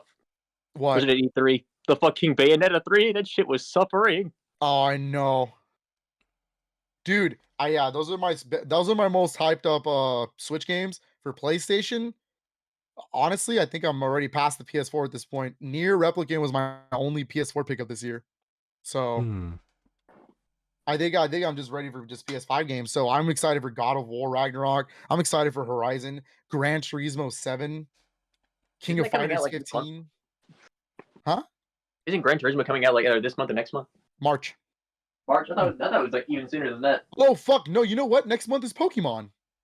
Oh Yeah. shit, you're right. Yeah, Legends Legends. Legends Arceus. Holy shit, dude. We got a year. Oh my god. We have Yeah, a fucking Arceus is year. very, very soon. we starting off with Pokemon. All right. Yep. And then for Xbox, if they start giving out release dates, I really cannot wait for Hellblade 2. I can't wait for Hellblade 2. It We looks might so get some more crazy. information on Fable. Yeah. Fable, I need more info on Fable. I need more info on Hellblade 2. I need more info on Perfect Dark. Perfect Dark is supposed to be coming this year. Nah, I think it doesn't have a release date. It could come this year. No one knows. It could, but Oh yeah, I really am looking forward to Starfield when it does come out. oh, there you go. That's a good. Yeah, That's a I'm big looking forward to Xbox one next year. Starfield looks very interesting. Yeah, I'm really curious. That's a good one. I want to see I some totally forgot about gameplay. Redfall. Because they've been saying the worlds might be as big and expansive as Skyrim, and I was like, holy shit! Oh my god. Yeah, Redfall is supposed to be coming out next month or next year. So I'll keep my eye out on that one too. Yep. But yeah, I think that's it. Yeah, I guess so. We did it. We also got Dragon Ball Breakers coming up. Oh, well. Jesus Christ. I forgot about that game.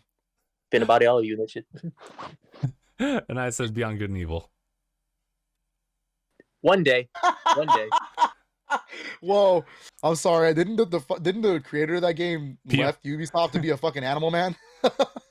Beyond An is right. Animal man? He's like a zookeeper or some shit. I was gonna now. say, do you mean a zookeeper? He's something. I don't know.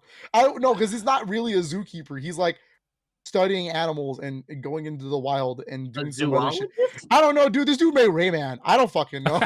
He made Rayman? Yeah. Michel Ancel. How do you go from making Rayman and Good and Evil to I'm gonna be a zoologist? Zoologist. Hey, I mean, it happens, you know. We'll see if that game actually releases. We'll see. I really hope Final Fantasy 16 comes out next year, but oh my god, just hearing anything. But the thing is, like the way they're talking about it right now, with the half a year delay of the development. I think there was an update, and they said that COVID did cause a bit of a delay. That's what I'm saying. The COVID caused them half a year development delay. So they were planning to show us a trailer this year, and they couldn't even do that. So they said they're going to do it next year. So I don't think it's going to come out this year. I think we're looking at 2023 for that gun. 2023, maybe the early part of 2024. Yep. I'm looking forward to 2 big anniversaries next year. I'm looking forward to, like I said, the East 30th anniversary, and I'm looking forward to Persona 5's 25th. Oh, I know that's interesting.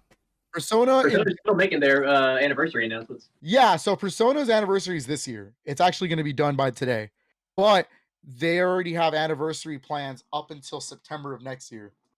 Okay. So they have other. They'll be making announcements. Yeah, they're going to be making announcements, and Persona 4 Arena Ultimax is the first big game release during the anniversary. So I mean, look, all they got to do is put Persona 4 and 5, 4 on any console, 5 on Switch, please. That's all I ask. I swear to God. 5 on every console, honestly. Honestly, yeah. At this point, everything. Like, what the fuck? It's Persona. It'll sell. Like, yeah. All in one. I think we've established that at this point. I think we've established that Sega's already making big moves on Xbox with Yakuza. Why would they not just port their other big company, Atlas? I know. I mean, I'd like to play Persona 5. At least give it a try. So, but yeah, I think that's it. We did it. Wow. What a list. What a bunch of games we played. Yeah. I was gonna say, like, is there any one of them that like that's on sale like right now? I think technically speaking, Halo will always be like kind of like the on sale because of Game Pass. Yeah. Free. So out of the 4 And games that free. we recommended, I can tell you right now, out of the 4 right now, Metroid Dread's not on sale. Metroid Yeah, Dread's a $60 yeah, game. that's not on Nintendo sales, you silly Billy. But Scarlet Nexus is $25. You go Death's pick Door, that. I think, is $20. Death's That Door. game. Death's Door is 15 right now. Oh Yeah. shit! Yeah, go buy I it, guys. think It's like Tales. super I cheap. think This Tales of game is Arise so like good, and they didn't even charge a lot for it. Like Yeah. they could have easily charged like $40-$50 for this game. The game was only $20 when I bought it. Yep. That's crazy. It's It's kind of also- the same thing with Hades and stuff like that. It's just like Yep. I would only love a 20. sequel to Hades where they explore different mythologies, but I don't know if we're gonna get that. Hmm. Like, I'd love to see what they could do with Norse, Shinto, Celtic, all that kind of stuff. I also want to add that like I would have like played Tales of Horizon, put it somewhere on the list. I know it, but I wanted to do the marathon, so that took precedence. I would have put it on my list, but I feel like I just want to play through all of it before putting it on the list. Right? I- That's kind of my mentality. I actually think if I had played through Guardians of the Galaxy, it would have been on my list. Damn. Yeah. I really would have. But no, yeah. So Scarlet Nexus is on sale for $25 on both PS5 and Series X, or you can get on PS4. There is a PS4 version. They're all on sale right now on Amazon, from what I checked. Yep. Also, Scarlet Nexus gets extra points, in my opinion, for inventing a whole new genre. Yep. Brain Um, punk. Halo Infinite is on Game Pass. The campaign is, the multiplayer is free to play, and this is Scarlet also Nexus is on Game this Pass. is also on PC. So if you have a PC, you can That's true. totally run this. This is I true. forgot Scarlet Um, Nexus is also on Game Pass right now. Game Pass Oh, PC yeah, as yeah. well. So Death's Door, $15 right now, No. and then Metroid is just so good, you better pay the $60. yeah, just do Um, it. Just what the Metroid's fuck so are you good, you doing? better pay that $60, bro. Yeah, Metroid's so good, it's never gonna go on sale. This is Nintendo. The first It's parties, Nintendo. man. That makes too much sense. Duh. Yeah, I think that's it. Or rather, give it like a good number, couple years, because at least they'll float around $40 at the very least. They'll float around on eBay for a little bit, but yeah, don't sleep on it too much. Where do you think my Series X came from? eBay. Yeah, I was gonna say don't float on Metroid too long, because then you'll end up like me trying to get Fusion, and now it's like $100 and something. Ooh. Yeah. Yeah. Yeah. I ended up getting it for cheaper than that because a friend did a homie hookup, but that's not the point. But yeah. You ever try making your bed with a dog on top of it? What? I'm making my bed right now, and the wiener dog is on top of it. Luckily, she's light, so I can just pull the covers and it didn't weigh very much. Happens. Yeah, My I li- haven't had to deal with that, but I've dealt with a cat on my bed. I Get- deal with oh, cats are usually deal very with my light. That's rot weird. mix. I was gonna say, what about you, Phil? You got a big dog. He's a big dog, but he only gets on the bed sometimes. I mean, it's not like we don't let him. He just doesn't like to be on there because we sleep. Dude, my dog will hop on the bed, lay on his back, sprawled out. Ah! No, my dog doesn't like it because we toss and turn. So he doesn't like us. I've always worried about that. You guys gotta pat me in the face all the time. The little one does. Our little one likes to get in bed and sleep all night, but Well, that's because he's small. He's got extra room. yeah. That's fair. But yeah, I think that's it. Yeah, that was Yeah. that was a great talk, and I love seeing like the list vary like for each person. It's I honestly, know it's really that's my favorite part about Game of the Year stuff is I get to see the kind of gamers everybody actually is. It's really cool. show us who Yeah, you truly are. It's interesting to see everybody's like list and their reasoning behind like where they placed each game, like why. So I thought it was really good, and it was good to join the podcast for the last day of the year. End it with a Mm. bang. There you go. The last podcast of the year. Last Officially. podcast of the year. Now, Justin, sorry, there's the thumbnail. Game of the Year edition with Spike Spiegel. Bang. Son of a bitch. now over here, he just wanted to say one quick blurb. Dang it, Game of the Year 2022, or Yes. actually, I think you meant 2022, but he put, said 2202. damn, dude, damn. What a bunch of varied games, man. I can't It's believe been a it. good year. Yeah. All right. I guess we're good to call it. So we'll go ahead and end the podcast. Whatchamacalls it? I don't know if anyone's got plans going on for 2021. Anyone got plans actually? I do. I have a party that I go to every year. Nice. Me and my girlfriend watching the ball Uh, drop. Nice. We'll be staying home, My probably fiance playing was games, maybe order some food and drink some champagne and celebrate the new year. But we're not going anywhere because I'm still kind of sick. So I don't want to go anywhere right now. Get I'm I'm everybody. not a fan of sorry. champagne personally. Mm-hmm. I think. We Oh, sorry. also we have a friend's parents who invite us every year, so we go over there for New Year's. Noise. Am I the only person who's not a fan of champagne? No, I'm not, I don't a really huge care fan for it. of it. Yeah, I don't really care I for it. don't Really think I've keeps had it, like, enough to really have like an opinion on it. I'll take had it once. mimosas. oh yeah, definitely mimosas for Yeah, sure. mimosas is Ooh, just mimosa. champagne and orange juice. That's it. Mm-hmm. Like I've had straight champagne once, and that shit was blech.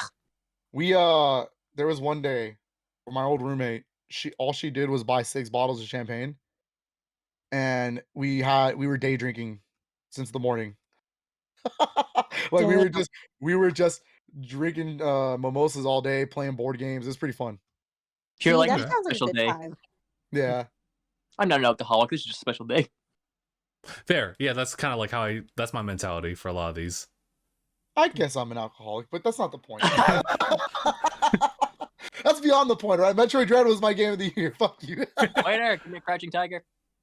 But yeah, I was going to say that I think I'll plan to do probably like a New Year's stream like at the very end, probably around the same usual time as 7 p.m. Pacific. So, all right. With that, we'll go ahead and call it here. So, thank you guys so much for watching. One at a time. Everybody one at a time. Okay, yeah, one at a time. I'll go last. Who's got the speaking stick? Let's see if we can actually get this down for the last time. Okay. All right. So we'll go ahead and wrap it up here. So thank you guys so much for tuning in for a special episode of DangIT Prodcast. This is the end of the year podcast. This is episode 392. My name is Justin. Mark. My name is Philip. And I'm Sephie. It's kind of out of order, but it's whatever. And thanks for watching. Hashtag bye, everyone. Listen, it was at least a little bit more organized than last time. Happy New Year, everybody. Happy New Year. Happy New Year, peace.